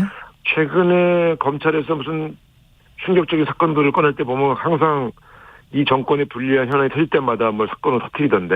예. 그런 소위 국면 전환용이라면 굉장히 위험한 그리고 굉장히 좋지 않은 의도의 접근이라고 보여지고요. 검찰이 너무 정치적인 어떤 행보를 너무 심하게 한다 이런 생각은 드는데 어쨌든 이거는 이제 관련 증거와 사건 사실 내용들이 확인되어야만 입장을 저희가 낼 수가 있죠. 다만 제가 아까 의심한 것은 국면 전환용 어떤 수사가 아니냐 이런. 왜냐하면 시기가 사건은 벌써 2년 된 거 아닙니까? 예. 이제 와서 터뜨립니까? 그런 것들이 이제 계속 우리가 검찰이 도대체 왜 이런 식의 발표들을 이런 국면에서 오해받을 국면에서 하는가 이런 이제 그런 의구심은 있죠. 이 사건의 실체적 진실은 좀 지켜봐야 될 것 같습니다. 그리고 이낙연 전 대표 장인상을 계기로 이낙연계가 결집하고 있다라는 보도들이 나오고 신경민 전 의원이 어떤 팬덤 정치에 관해서 강하게 비판을 하더라고요. 그 유튜버 팬덤 가짜뉴스 그리고 저질 지도자들이 결합돼 있다. 네. 예, 어떻게 생각하세요? 네, 저는 그것도 정치부 기자들이 만들어서 기사라고 보고요. 예. 어떤 분이 돌아가시는 일이 무슨 계획적으로 돌아가시는 게 아니지 않습니까? 아, 예. 돌아가신 그 상가에 그 상주가 와서 지키고 그걸 사람들이 조문하고 돌아가신 것을 좀 정치적으로 해석하는 것은 조금 과도해 보여요. 그래서 돌아가실 줄 알고 결집을 준비했단 말입니까? 아니면 갑자기 돌아가셔서 슬픔에 잠겨 왔는데 슬픔에 잠겨서 오신 분이 정치적인 의도를 가지고 뭘 도모한단 말입니까? 이게 사실 되게 예의가 아닌 기사죠. 예. 이낙연 선배님이 그럴 분도 아니고. 예. 조사를 어려운 일을 당하신 분을 정치적으로 해석하는 기사를 쓰는 것은 상당히 전 예의가 아니라고 봅니다. 어쨌든 그것과 별개로 신경민 전 의원의 발언은 우리 당의 여러 상황에 대해서 개인적인 의견을 얘기할 수 있는데 그게 무슨 이낙연계의 결집과 관련된 얘기는 아니지 않습니까? 그것과 관련된 건 아니다.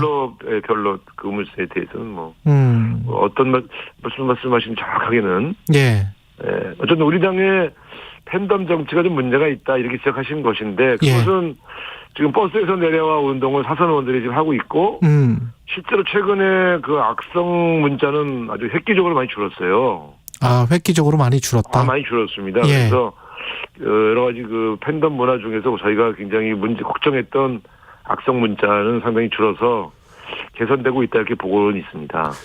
그 측면에서 저는 좋은 조언이고 그 조언도 사실은 많이 개선되고 있다 이렇게 말씀드리겠습니다. 의원님도 지금 불출마 선언을 하셨는데 오영환 의원이 불출마 선언을 했단 말이죠. 네네. 선배 정치인으로서 어떻게 보셨습니까? 그래서 본회의장에서도 제가 오 의원한테 왜 이렇게 했는가도 물어봤고. 어제도 늦게까지 같이 좀 술 한잔 기울였어요. 하면서. 근데 본인은 진짜 정치하면서 자기가 소방관과 소방 업무를 돕기 위해서 왔는데 소방관들이 자꾸 돌아가시는 것을 보면서 너무 힘들었다. 그래서 자기가 소방관 업무로 돌아가는 것이 더 맞는 것 같다. 이런 결심을 했다. 순수하게 말씀하셔서 정치적 오영환 의원의 결심에는 정치적 의도는 없는 것 같아요. 어제도 계속 몇 사람이 물어보는데 그 얘기를 반복하셔서 격려하고 또 그만두려면 다선 의원이 그만둬야지 수선 의원이 그만두면 되겠냐 이런 얘기도 하고 같이 이렇게 한잔 했는데 오영환 의원의 그 순수한 결단은 그 자체로 굉장히 저는 좀 감동이 있었습니다. 과연 다시 시험을 쳐서 소방관이 된다고 하는데 그 가능하겠냐 이런 얘기도 하고 그랬죠. 의원님 불출마 선언해서 이제 서대문 갑이 굉장히 또 중요한 지역인데 거기가 비어 있지 않습니까? 만약에 추천한다면 누구 하시겠어요? 저처럼 이렇게 그 불출마 선언한 지역은 이제 당에서 아주 좋은 다음에 이제 대한민국 미래를 열어갈 젊은 인재들을 영입해서 공천을 하지요. 예. 제가 비워준 이유는 저 같은 사람이 또 들어오길 바라는 게 아니지 않습니까? 대한민국의 미래를 이끌어갈 아주 젊고 참신한 인재가 오기를 바라고 있습니다. 저는 개인적으로 추천할 생각은 없습니다. 그렇군요. 네. 그 내년 총선 구도는 어떻게 보십니까? 윤석열 대 이재명 구도를 먼저 깨는 쪽이 이길 것이다. 유수민 의원은 그렇게 봤는데. 네. 내년 선거는 좀 더 지켜봐야죠. 좀 더 지켜봐야 된다. 아직 1년이 남았는데 그 안에 무슨 일이 생길지 어떻게 하겠습니까? 다만 예. 최근에 저희 당이 굉장히 내용을 겪다가 빠르게 안정되고 또 당직 개편 이후에 상당히 여러 가지 변화의 모멘텀들이 생기고 있는 것은 다행입니다. 그러나 아직 총선 승리를 보장할 정도의 변화를 만들었다고 보기는 어렵거든요. 예. 앞으로 민주당이 더 국민에게 사랑받는 정당이 되기 위해 노력을 해야만 총선 승리의 가능성이 있다. 저는 그렇게 생각합니다. 지금까지 더불어민주당 우상호 의원이었습니다. 고맙습니다. 네, 감사합니다. 여러분은 지금 KBS 1라디오 최경영의 최강 시사와 함께하고 계십니다.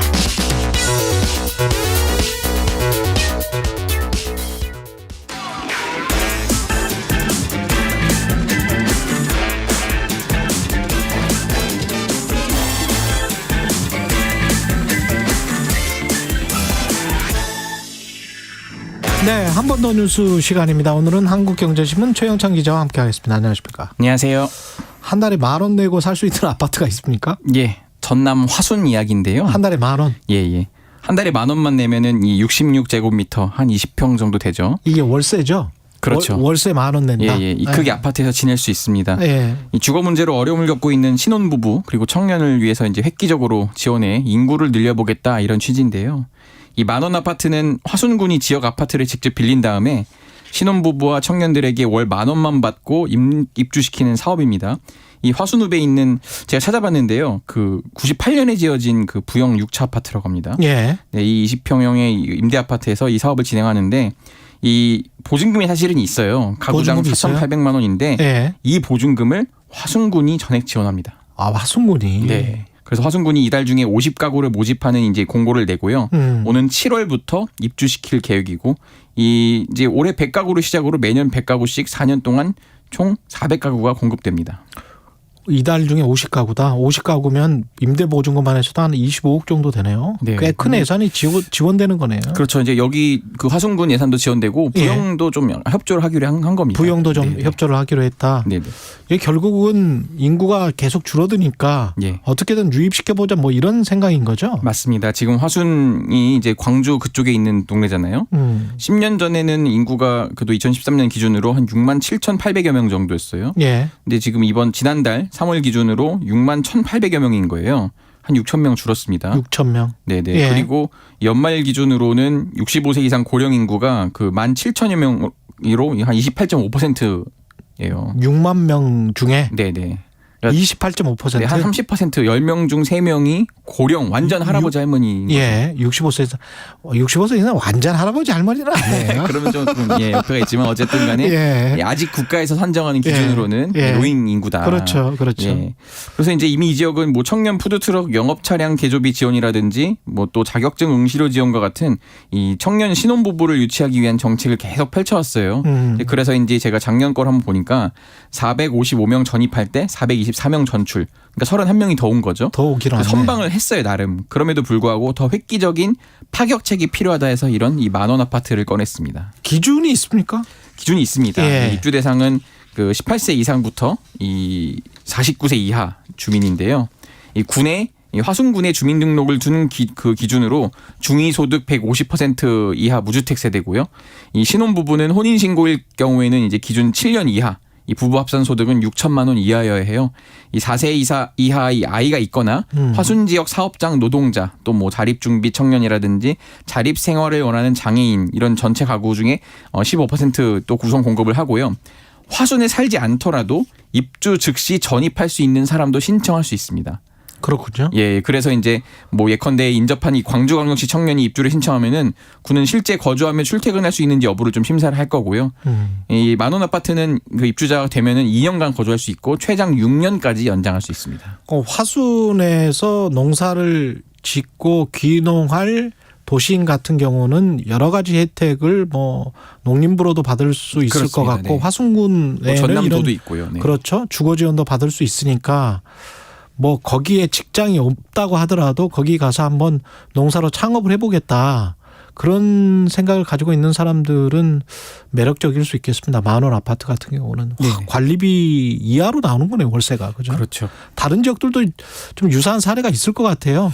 근데 이 정도 파격적인 거는 그 흔치 않고요. 예. 보통은 청년 이주보다는 그동안 출산 지원에 좀 출산 지원? 예, 초점이 맞춰져 있었는데 예. 2012년에 전남 해남에서 첫째를 낳으면 300만 원, 둘째 350만 원 이게 시초였거든요. 근데 그 외 지역에서 이제 줄줄이 따라해서 막 몇백만 원 막 늘어나는 경우도 있고. 예. 또 그 외에는 이제 보통 제가 찾아보니까 이주비라든지 대출 이자 지원 이런 선에서 있었는데 현재로서는 제가 볼 때 이 임대보증금까지 지원하는 걸 봐서는 화순군이 굉장히 파격적인 지원을 한 셈입니다. 4713님은 제가 화순군에 살고 있는데 광주와 가까워서 이렇게 할 수도 있겠네요. 마치 이제 분당에서 서울로 출퇴근하듯이 사실 뭐 1시간 거리거든요. 예, 그렇죠. 출근 같은 경우 1시간 반 걸릴 수도 있어요. 네네. 예, 광주와 가까워서 청년들이 서로 많이 유입될 거라고 생각합니다. 이렇게 말씀하셨어요. 4713님.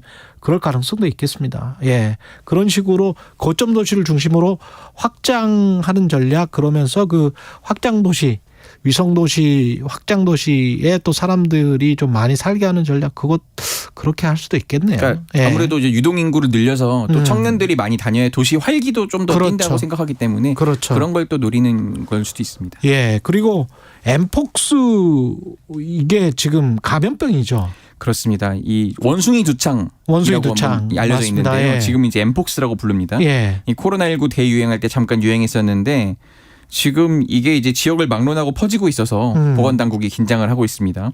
이 문제는 해외 출국 이력이 없는 내국인 2명이 이제 엠폭스에 감염된 건데요. 해외 출국 이력이 없어요. 없어요. 네, 서울에서 7번째, 8번째 엠폭스 환자가 발생한 겁니다. 심지어 두 환자 간의 연관성도 없어요. 그러니까 각각 발생을 한 거죠. 두 환자 모두 3주 이내 국내에서 밀접 접촉이 이루어져서 지금 질병청은 감염원 및 접촉자에 대한 역학조사를 일단 진행 중입니다. 증상은 어떻습니까? 이게 이제 발열, 발진, 두통, 근육통을 동반하는 감염병인데요. 예. 수두 같이 뭐 수포 나듯이 뭐가 그런 나더라고요. 예, 그런 예. 게 좀 있습니다. 그리고 아프리카 이 중서부 지역 풍토병인데 이 작년 5월부터 전 세계로 확산을 했습니다. 국내에서도 이 작년 6월 22일에 처음 발생을 했고 올해 3월 13일까지 이제 5번 환자까지는 해외 유입이나 그거 관련된 건데 지금 6, 7, 8 환자가 모두 국내 지역 감염인 거예요. 예. 네, 그래서 지금 바이러스를 가진 채 국내에 들어온 감염원이 혹시 존재할 수도 있다. 이렇게 지금 당국은 판단을 하고 있고요.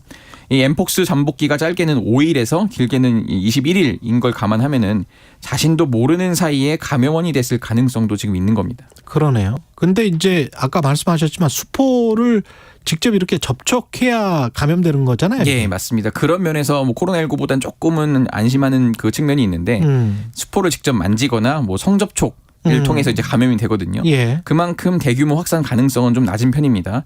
다만 동성 간 전파 사례가 많아서 감염이 의심돼도 신고를 꺼리는 경향이 좀 있어요. 예. 감염자에 대해서 죄책감을 주는 형태의 이런 방역 정책이 되면은 그게 환자가 드러나지 않는다는 또 문제점이 그렇지. 있거든요. 예. 그래서 지금 엠폭스는 중증도가 1% 미만으로 낮고 이 국내에 또 백신과 치료제가 충분하다는 게 보건당국 설명이라서 그렇다고 하더라도 이 의심 증상이 있으면 질병청 콜센터로 좀 신고를 해달라 이렇게 지금 권고를 한 상황입니다. 혹시 모르니까 예. 질병청 콜센터로 신고를 해야 된다. 방역당국이 강력히 공고를 하고 있습니다.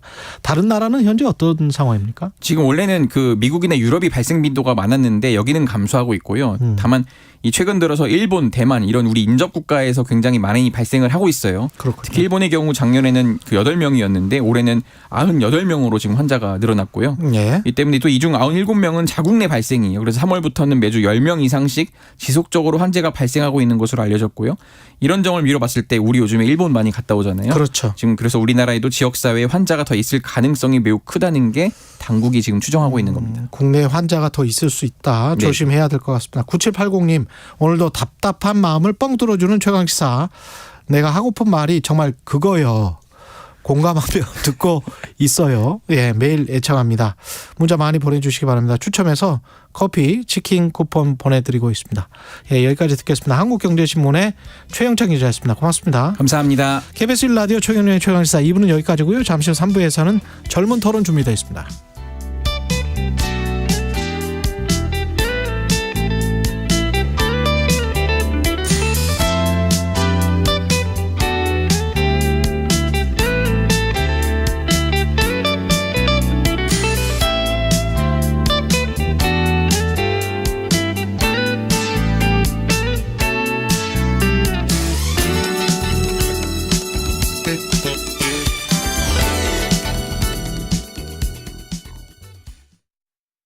잠시 후 8시 반부터 일부 지역국에서는 해당 지역 방송을 보내드립니다.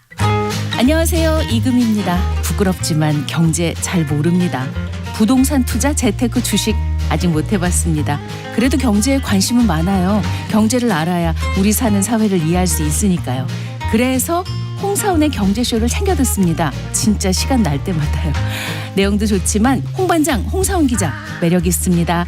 오후 4시 5분 홍사훈의 경제쇼 응원합니다. 진행은 서툴지만 내용은 알찹니다. 진실의 편에서, 정의의 편에서, 약자의 편에서 뉴스를 전합니다. 주진우 라이브와 함께 더 많이, 더 오래 웃었으면 좋겠습니다. 매일 오후 5시 5분 KBS 1라디오 주진우 라이브. 지금 시각은 8시 30분입니다. KBS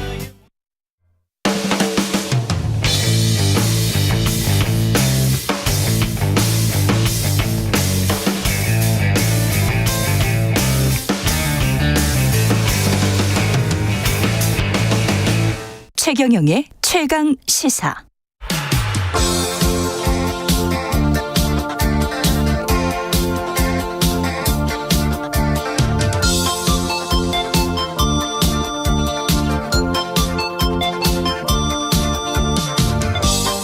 네, 젊은 정치인들과 함께하는 기운찬 코너 젊은 토론 시간입니다. 김용태 전 국민의힘 최고위원, 장경태 민주당 최고위원 자리하셨습니다. 안녕하십니까? 네, 안녕하세요. 김용태입니다. 예. 안녕하세요. 장경태입니다. 예, 도청 이야기부터 해보죠. 지금 영상을 보니까 윤상현 의원이 정말 중요한 것은 도청이 됐냐 안 됐냐, 문건에 상당수가 위조된 거냐 안 된 거냐, 이게 중요한 게 아니고 도청이 됐냐 안 됐냐가 중요한 거 아니냐라고 박진 외교부 장관한테 따져묻는 영상이 지금 나오고 있는데요.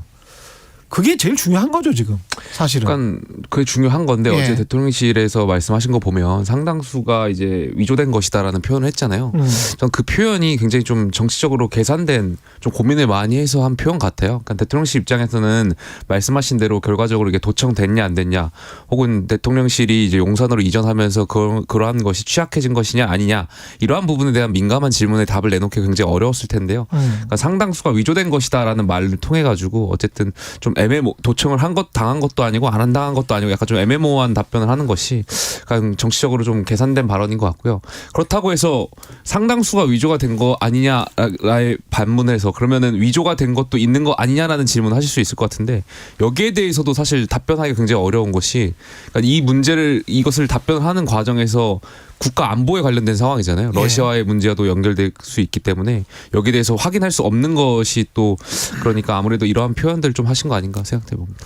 근데 그 대응 뚫렸는지 안 뚫렸는지는 모르겠습니다만 지금 대통령실은 안 뚫렸다고 이야기를 하고 있고, 근데 이 대응은 어떻게 보세요? 도청 의혹이 있으면 도청 의혹에 관해서 이거는 따져 물어야 되는 것 아닌가, 주권 침해이기 때문에. 사실 이제 국가 기밀과 외교 기밀에 관한 사안이기 때문에 당연히 엄중하게 이 사실관계를 확인하고 만약 사실이라면 항의를 해야겠죠. 근데 지금 이 대통령실의 대응 자체가 너무 오락가락 대응이다 보니까, 예를 들면 10일에는 사실관계 확인이 우선이다 그러더니 11일에는 터무니없는 거짓이다 했다가 또 위조라고 했다가 또 악의는 아니었을 거다. 그러면 악의는 아니었다는 얘기는 있었다는 얘기를 인정한 건가요? 아니면 위조라는 얘기는, 상당수 위조라는 얘기는 일부는 사실이라는 얘기인가요? 그러니까 예를 들면 이 대응 자체가 너무 나이브하고, 지금 소위 주거 침입을 당했는데 아는 사람이니까 괜찮아 이런 건 아니겠습니까? 그러다 보니까 저는 이런 계속 이 말도 안 되는 대응 때문에 오히려 불신을 좀 더 키우고 있다라고 생각합니다. 그리고 주거 침입을 만약에 당했다면 비밀번호를 바꿔야 되는 거잖아요. 그럼 비밀번호 이게 지금 우리 도청 안 당했다. 방호비 굉장히 튼튼하다. 대통령실 이전해서 오히려 청와대보다 더 튼튼하다라고 이야기를 해버리면 그 다음에 만약에 예산을 책정해서 방호벽을 더 튼튼히 할 수 있는 어떤 것도 어떤 행위도 못하게 되는 거 아닙니까? 오히려 대통령실이 본인들의 행동 반경을 좁혀버리는 그런 지금 대응을 하고 있는 거 아니에요? 아무래도 대통령실 입장에서 이러한 문제들이 이제 불거지는 것이 예. 사실 달가운 문제는 아니기 때문에 이제 그런 표현에서 이제 근거 없는 그런 표현들을 많이 하시는 것 같은데 말씀하신 대로 이 문제의 핵심은 우리가 더 얼마나 더 보안을 더 철저하게 하느냐에 대한 재발 방지에 더 있어야 된다고 생각하고요. 그러니까 어제 제가 저희 태영호 최고위원께서 그 뭐 방송에 나가셔가지고 하는 말씀 보니까 북한이 사실상 대한민국을 감청 도청하는 거라고 봐도 된다라는 식으로 말씀하시더라고요. 그러니까 그런 말씀의 논리라면 제가 어제 들으면서 좀 생각해봤더니 대통령께서 그 바깥에서 이제 식사를 하시거나 하실 때가 있잖아요. 예. 뭐 밥을 뭐 다른 분들과 지난번에도 부산에서 이제 자치단체장하고 식사를 하시고 그런 걸 좀 더 줄여야 되지 않나. 그러니까 왜냐하면 굉장히 북한이 이러한 것을 도청하고 수시로 대통령의 동선을 체크하고 이러한 것이 있다면 그리고 그것이 도청에 의한 것인지 뭐 간첩에 의한 휴민트에 의한 것인지 모르니까 그러니까 그런 외부에서 이렇게 식사하고 하시는 것은 좀 자제하셔야 되지 않나. 그런 생각도 한번 해본 것 같습니다. 그러니까 어찌됐건 이 주거 침입이 만약 발생했다면 문단속부터 하는 게 먼저거든요. 그런데 지금 계속 대통령실의 대응은 주거 뭐 아는 사람이니까 괜찮다거나 그래도 안방은 안 봤을 거야 뭐 이런 식이거든요. 그러니까 자꾸 이런 식의 대응들 자체가 더 불신을 키우는 거고 뭐 거기다 미국만 할 수 있을까? 이것도 지금 의심이 되는 거예요. 사실 미국 이제 여러 가지 이제 뭐 우방을 떠나서 예. 뭐 여러 가지 미국만 도감청을 할 수 있는 능력을 갖춘 건 아니잖아요. 전 세계 그렇죠. 모든 국가들이 다 정보기관들을 소유하고 있고 그 정보기관들에 의해서 각국의 어떤 국가 기밀과 외교 기밀에 대한 첩보전이 있는 건 사실입니다만 그게 있다고 해서 그걸 정당화할 수는 없는 거죠. 그렇죠. 예. 뭐 이 대응과 관련해서 그리고 방미에서는 어떻게 해야 됩니까? 대통령은? 네. 어찌됐든 이 도청 의혹에 따라서 약간 미국과의 정상회담이 좀 더 어려워진 것 같아요. 그러니까 무슨 말씀이냐면 오히려 기회일 수 있는데 예. 제가 말씀드리는 것은 지금 미국이 자국 위주로 가면서 반도체법이나 IRA나 우리 산업에 대해서 굉장히 어려운 결정들을 하고 있잖아요. 우리 산업이 피해가 될 수 있는. 한미 정상회담에서 무언가 우리 국민들이 만족할 만한 성과가 만약에 얻게 된다면 이러한 도청 의혹이 있음에도 불구하고 윤석열 정부가 이러한 것을 제대로 못했다라는 비판 여론도 높을 거고요. 만약에 좋은 결과가 있다고 하더라도 국민들께서 이 도청 의혹 때문에 좀 달갑지 않게 보실 것 같아가지고 오히려 한미 정상회담에 있어서 조금 여당 입장에서 더 어려워진 것 아닌가에 대한 생각도 아니 듭니다. 이렇게 이야기를 할 수 있을 것 같아요. 만약에 악의로 하지 않고 정말 선의로 우리의 안보를 위해서 미국이 비밀번호를 뚫고 도청을 했다라고 가정을 한다면 그렇게 선이라면 그러면 우리의 좀 이익을 지켜줘. 우리의 국익을 좀 지켜줘. 우리가 당신들이 우리를 그렇게 케어한다면 그렇게 정말 사랑한다면 뭐 지켜줘야 되는 거 아니야? 뭐 이렇게 설득할 수도 있지 않습니까? 아니, 저는 동맹 국가라면 예. 이 동맹이 유지되고 의미가 있으려면 우리가 이 든든한 주권 국가여야지 그 동맹 의미가 있는 거 아니겠습니까? 예. 뭐 주권 국가가 아니면 식민 국가이면은 뭐 당연히 그렇죠. 동맹이라는 표현 쓰지 않겠죠. 예. 여러 가지 미국의 반응들이 NSC 뭐 예를 들면 전략조정관이라든지 또 미 국무부 수석 부대변인의 반응들도 대단히 지금 조심스럽게 이야기하고 있습니다. 뭐 단정적으로 얘기하지 않는데 오히려 정보를 뺏긴 우리 정부가 나서서 우리 대통령실이 나서서 별거 아니다는 식으로 우리가 스스로 폄하하고 스스로 경시하고 있거든요. 우리의 안보를 스스로 폄하하는 이런 정부가 저는 처음 맞이하는 정부다. 역시 윤석열 정권은 뭔가 달라도 다른 정부구나 이런 생각이 들었고요. 또 한편으로는 한미 정상회담 만약 한다 했을 때 이 목적이 분명한 건 아니겠습니까? 바이든 대통령이 무슨 할 일 없어서 나오는 것도 아니고요. 아마 여러 가지 이 유출된 내용이 상당수 위조거나 상당수 이 신뢰하기 어렵다고 할지라도 어찌되었건 이 관련된 내용들은 상당히 영향력이 파급이 큰 내용들이었습니다. 여러 가지 우크라이나 전쟁에 대한 이 대한민국의 어떤 군수 지원이라든지 일정한 개입으로 보일 수 있는 내용이라든지 폴란드를 통해서 우회한다든지 어떤 탄약 등의 군수 지원을 한다든지 이런 내용들이기 때문에 아마도 이렇게 유출된 상황에서는 혹은 유출이 안 됐더라도 이와 관련된 내용으로 협상 의제가 될 가능성이 매우 낮아져 버렸다. 오히려 미국도 부담스러운 상황이 됐고 한국도 부담스러운 상황이 됐다라고 보기 때문에 지금 한미 정상회담 자체가 지금 물 건너간 거 아니냐 혹은 영향가가 사실 상실한 거 아니냐라는 의구심이 들고요. 사실 지금 그보다 더 대한민국 정부가 이 정상회담을 앞두고 취하는 태도 자체가 좀 문제라고 봅니다. 예를 들면 이 한일 정상회담을 앞두고 의전비서관이 사퇴한다든지 한미 정상회담을 앞두고 안보실장과 외교비서관의 대화 내용이 유출되거나 이렇게 사퇴한다. 사실 저희가 예를 들면 지금 뭐 이 시민사회 수석이나 뭐 다른 어떤 사회 수석이 지금 사퇴한 게 아니지 않습니까? 안보실장입니다. 이 정말 안보실장과 외교비서관의 이 막중한 책임과 이 역할을 고려한다 했을 때 정상회담을 앞두고 자꾸 이렇게 정통 외교 관료들이 혹은 또 이렇게 중요 직책에 있는 분들이 사임하는 것 자체가 대단히 안 좋은 경고 시그널이라 보고요. 지금 부디 이제 대통령께서 우리 김영태 최고도 언급하셨지만 지금 회식하실 때가 아니다. 자꾸 이게 만찬하시면서 돌아다니실 때가 아니다. 좀 다시 한번 좀 지적드리고 싶습니다. 보안에 신경 써야 된다는 말씀 좀 드렸던. 아니 왜 그렇게 전 부처 장관들까지 다 도열해가지고 그렇게 사열을 좋아하세요. 근데 사열하면 시어 열중셔도 못 하시면서 그 문제는 그러니까 또 다른 문제인데. 아무튼 좀 집중하셨으면 좋겠습니다. 역지사지로 자꾸 그 문제를 말씀하시니까 만약에 문재인 대통령이 회식하셔 나가실 때 그러면 장관들 다 안녕히 가시라고 그냥 거기 식당 방 안에서 인사하시겠습니까? 다 도열하겠죠. 그건 예의에 대한 문제. 그런 적은 없어서 이 부분에 있어서 장경태 의원께서 말씀하신 대로 정부 여당에 좀 부탁을 드리고 싶은 것은 태도에 대한 문제거든요. 그러니까 이번에 그 도청 의혹에서도 관련해서 또 마치 고위 관계자 대통령실의 고위 관계자들이 그러니까 뭔가 미국 정부를 대변하는 듯한 태도를 보이는 것. 그 한일 정상회담에서도 보면은 사실 많은 정부 관료들이 그러니까 일본 정부를 대변하는 듯한 태도를 보이는 것 거기에 대해서 국민들이 굉장히 많은 실망감을 갖고 있는 거거든요. 그래서 물론 이제 대통령께서 강조하신 한미 동맹에 대한 그런 의지 굉장히 중요하다는 거 국민들도 알고 있으니까요. 그러니까 앞으로 우리 대통령실이 좀 발언을 하실 때는 그러니까 우리 국민의 입장에서 좀 더 발언을 해주셨으면 좋겠습니다.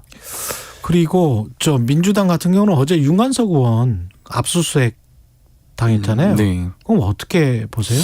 아마 이제 이 여러 가지 검찰의 조사 과정에서 아마 이제 이정근 전 사무부총장 관련된 수사가 연장선이라고 보여지는데요.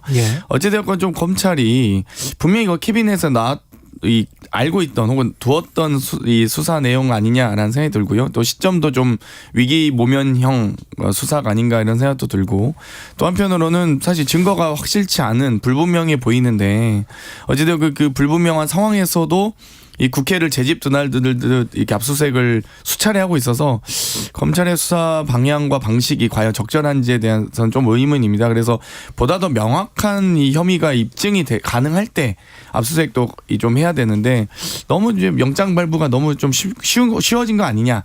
이러니까 검찰공화국이라는 저희가 비판할 수밖에 없죠. 민주당은 지금 민주당을 향한 그런 의혹들이 발생할 때마다 야당 탄압이다, 정치 탄압이다 이런 말씀들을 자꾸 하시는데요. 아니 미국의 트럼프조차도 본인을 향해서 이제 정치 탄압이라는 표현을 씁니다. 그러니까 어디나 야당 의원들이 이러한 의혹들을 가질 때는 다 정치 탄압이라는 표현을 쓰겠죠. 근데 저는 뭐 물론 지금까지 현재 의혹이고 녹음 파일로만 존재합니다만 그래서 어떤 법원의 판단을 기다려봐야겠지만 윤관석 의원이 가지고 있는 혐의들은 굉장히 정치인으로서는 해서는 안 되는 혐의들이거든요. 그러니까 최근에 저희 대한축구협회에서 보면은 승부 조작한 선수들을 사면했던 적이 있잖아요. 그러니까 뭔가 승부 조작이라는 거 스포츠 세계에서 저는 절대로 사면해서는 안 되고 면죄부를 줘서는 안 되는 일이라고 생각되거든요. 스포츠 정신의 본령을 훼손한 거니까. 그러니까 이번에 공천 헌금이라든지 매표 행위라든지 이러한 것은 민주주의에 있어서 굉장히 민주주의의 어떤 정신을 훼손하는 것, 본질을 훼손하는 행위이기 때문에 저는 어떤 정치인이라도 이런 매표 행위나 공천 헌금에 있어서는 면죄부를 줘서 안 된다. 제가 그 논리를 그대로 받아서 이 승부 조작이 불법이든 수사 조작도 좀 불법이라고 생각합니다. 마찬가지로 지금 윤관석 의원에 대한 녹취록, 예를 들면 녹취록에 무슨 봉투를 뭐 전달해라 이런 얘기들 흘러나오지 않습니까? 이거 다 피의사실인데 피의사실 공표 불법입니다. 그러니까 지금 검찰의 압수수색을 정당화하기 위해서 이런 것들 다 흘리는 거거든요. 녹취록이 발견됐다. 녹취록 어떻게 알고 있습니까? 우리가 수사기관 아니지 않습니까? 근데 언론을 통해 다 흘러나오는 거거든요. 이런 것들이 다 스스로 검찰의 여러 가지 이 압수수색이나 수사 과정을 이 정당화하기 위한 혹은 또 여론전을 하기 위한 검찰의 고도의 전술이다라고 봅니다. 그리고 민주당은 이낙연 전 대표의 장인상 이후에 아까 뭐 우상호 의원은 정치부나 정치부 기자들이 그렇게 그냥 그 기사를 써서 만드는 것이 아니냐 뭐 이런 이야기를 했는데 비명계 의원들이 결집하고 있다라는 그런 이야기는 지금 언론에서 계속 나오고는 있습니다만은 당내 분위기는 어떻습니까? 실제로 그렇습니까? 아니면은 뭐가 없는데 뭐 이렇게 전혀 듣도 보도 못한 얘기이긴 한데요. 듣도 보도 못했다. 사실 그러니까 이게 자꾸 누군가 결집을 하려면 정치는 공개적 이 활동 아니겠습니까? 예. 자꾸 이렇게 익명으로 비공개로 이렇게 활동하는 건 사실 정치적 행위와 활동이라고 보기는 어렵겠죠. 예. 그렇기 때문에 저는 계속 이제 예전에 막 그 당내 갈등, 저는 언론으로만 보면 거의 민주당이 분당 위기까지 가는 거 아닌가 느껴질 정도로 엄청난 갈등이 조장됐었습니다. 그렇기 때문에 사실 그렇진 않고요. 당내에서 다 의원님들 서로 개별적으로는 다 친분과 관계를 유지하고 있기 때문에 상당히 또 소통도 하고 있습니다. 그렇기 때문에 저는 자꾸 이제 뭐 수도권의 한 재선 의원은 이랬다.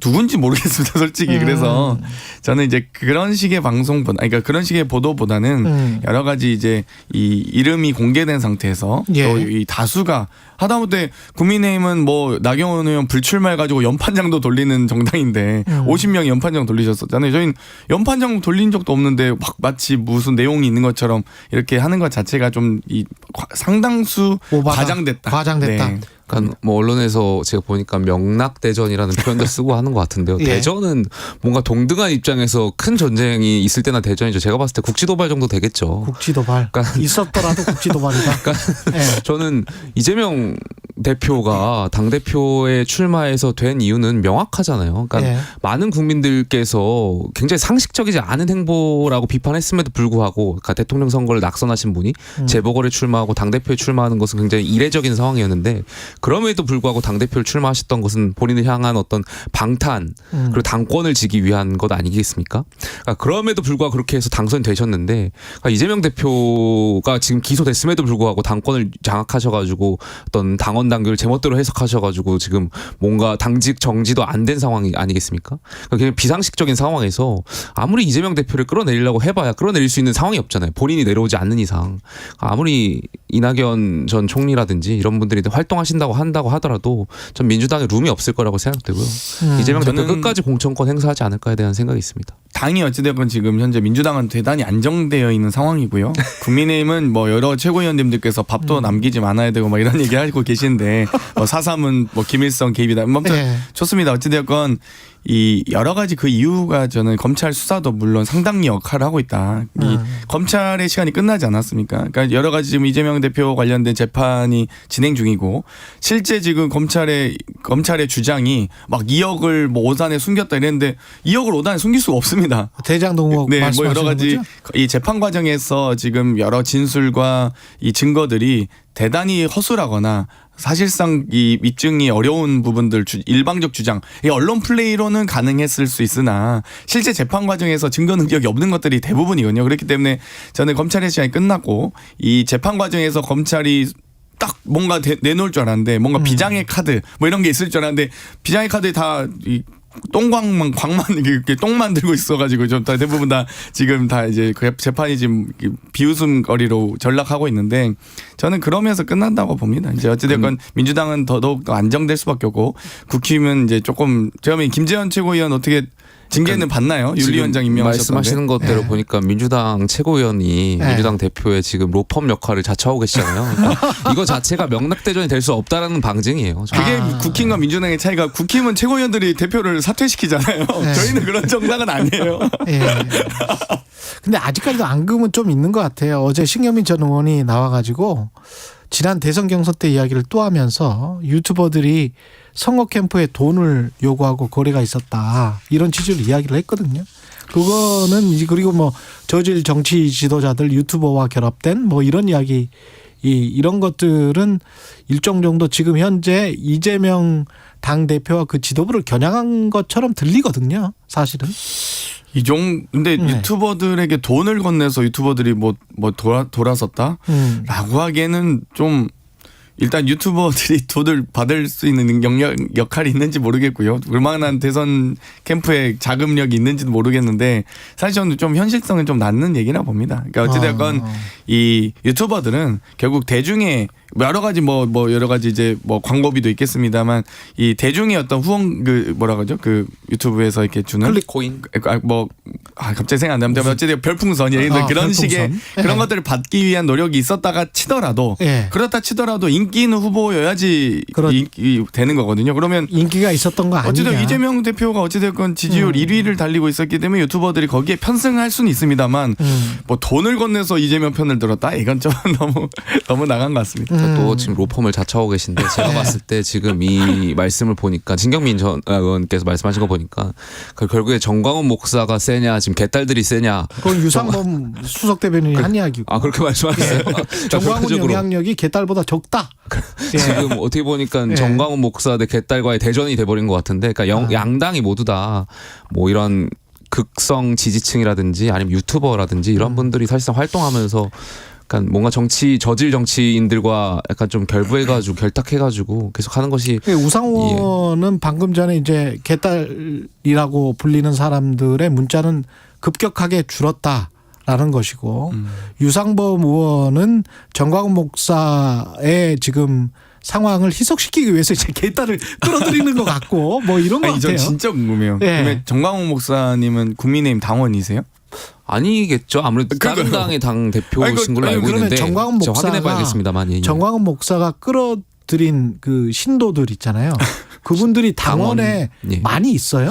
그러니까 뭐 언론을 보면은 누구는 만 단이라고 그러고 누구는 10만 단이라고 그러는데 제가 그러니까 당협위원장들하고 이야기하다 보면 뭐 100명 정도의 추천인이 있다라는 얘기들 많이 하세요. 그러니까 그것도 뭐 당협별로 차이가 있을 거고 어떤 당협은 100명 미만인데도 있고 어떤 당협은 100명 이상인데도 있겠습니다만 100명 정도 수준을 이야기하는 당협위원장들이 굉장히 많았거든요. 그러면 그러니까 단순히 물론 이것이 정확한 수치는 아니겠습니다만 253개 당협이니까 단순히 100을 곱하면 25,300명 정도 되지 않을까. 그러면 그분들은 정광훈 목사랑 생각이 비슷한 거예요?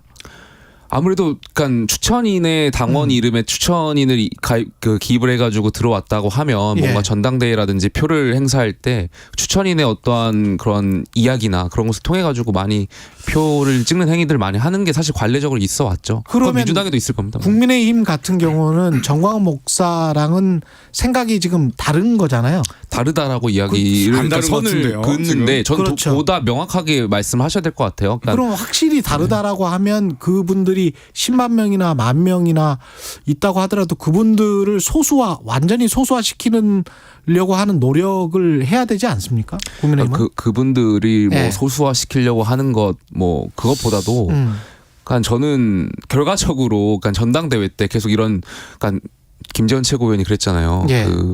뭐라 그랬죠? 그 표를 얻기 위해서라는 조상묘도 판다. 그러니까 그런 것처럼 전당대회를 앞두고 한 표라도 더 얻기 위해 조직표를 가지려고 하다 보니까 사람이 할 소리입니까? 채무가 있고 채권이 있는 것 같은데. 정치를 떠나서 정말 이런 거에 대해서 단호하게 끊고 결국에는 당 지도부가 비전을 보여줘야겠죠. 제가 이번 주 정광훈 목사의 이 예배에서 김영태 그 녀석 말이야. 우리가 2만 명밖에 안 돼 이렇게 제가 혼나실까 봐 좀 걱정은 되는데. 김재원 최고는 그러면은 혹시 지금 제재를 받을 가능성이 있습니까? 저는 징계를? 제 개인적으로는 없다라고 생각됩니다. 김재원 최고위원을 하게 되면 이게 1차 방정식이 아니잖아요. 그러니까 연립 1차 방정식은요. 태영호 의원이라든지 조수진 의원이라든지 어떻게 할 것이냐. 징계 형평성을 따져 물을 것이고. 지도부 붕괴되겠네요. 과반이 결과적으로 집권 여당이 또다시 상상하기도 싫습니다.만 비대위로 갈 가능성을 계속 이야기 나올 거기 때문에 저는 징계가 어렵지 않나. 양도구육 한마디로도 당원권 1년 정지되셨는데 그 조상묘 얘기하는데 1년도 안 받으면 징계를 안 받으면 그게 말이 된가요? 정치인의 표현을 가지고 또 이렇게 제재하고 징계를 하기 시작하면 기본적으로 저는 개딸은 그래도 민주당의 당원입니다. 근데 정광훈 씨는 제가 보기에는 당원인지 아닌지 모르겠거든요. 근데 당원도 아닌 분이 혹은 당원일 수도 있습니다만 어쨌든 당원이 아니라면 오히려 내정 간섭하는 거죠. 아니 일본 정치인이 대한민국 입법은 이렇게 하세요. 이래라 감내나라 배내나라. 심지어 종교인이 정치인이면은 타당의 정치인이 이래라 저래라도 좀 이해가 좀 안 될 수 있지만 종교인 아니겠습니까? 목회 활동에 전념하셔야죠. 왜 정치에 거의 정치인들은 정강훈의 관리를 받아야 되는데 이 발언 하셨잖아요. 이거 도대체 제정신인지 모르겠습니다. 그러니까 제가 늘 말씀드리는 거지만 저희가 정광훈 목사라든지 이런 극렬 지지자들에게 대한 자성의 목소리를 내지 못한다면 저희가 어떻게 민주당을 비판할 수 있겠어요. 민주당도 개딸이라든지 아니면 김어준 씨라든지 이런 분들한테 선동당하고 휘둘리고 있잖아요. 그러니까 여기에 대해서 저희가 제대로 비판하려면 이번에 정광훈 목사에 대해서 저희가 반드시 명확하게 입장을 내고 가야 된다고 생각합니다. 그리고 문재인 전 대통령 다큐 영화가 개봉이 되고 박근혜 전 대통령은 대구 동화사를 갔고 이명박 전 대통령도 움직이시는 것 같고 뭐 그런 움직임들이 있잖아요. 그러면 이 전직 대통령들의 존재감이 총선에서 어떤 물론 이제 대통령이 있으니까 집권 여당은 뭐 그럴 가능성은 별로 없어 보이기는 하는데 민주당은 어떻습니까?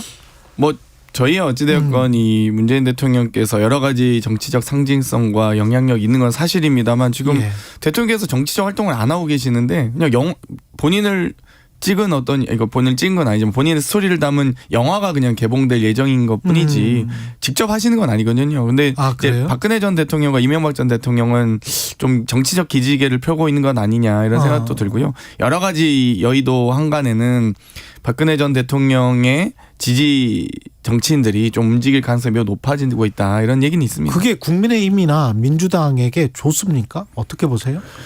글쎄, 약간 여당 야당은 좀 상황이 다른 것 같은데, 그렇죠. 약간 어젠가요? 그저께 저희 박근혜 대통령께서 동화사 방문하셨잖아요. 저는 사실상 그것이 어떻게 정치적으로 이제 유영하 변호사 해석하지 말라고 하셨는데 정치적으로 신호탄인 것 같아요. 그러니까 공천을 앞두고 TK 지역에서 박근혜 대통령이 영향력을 행사하려고 하시는 것 아닌가에 대한 생각이 있고요.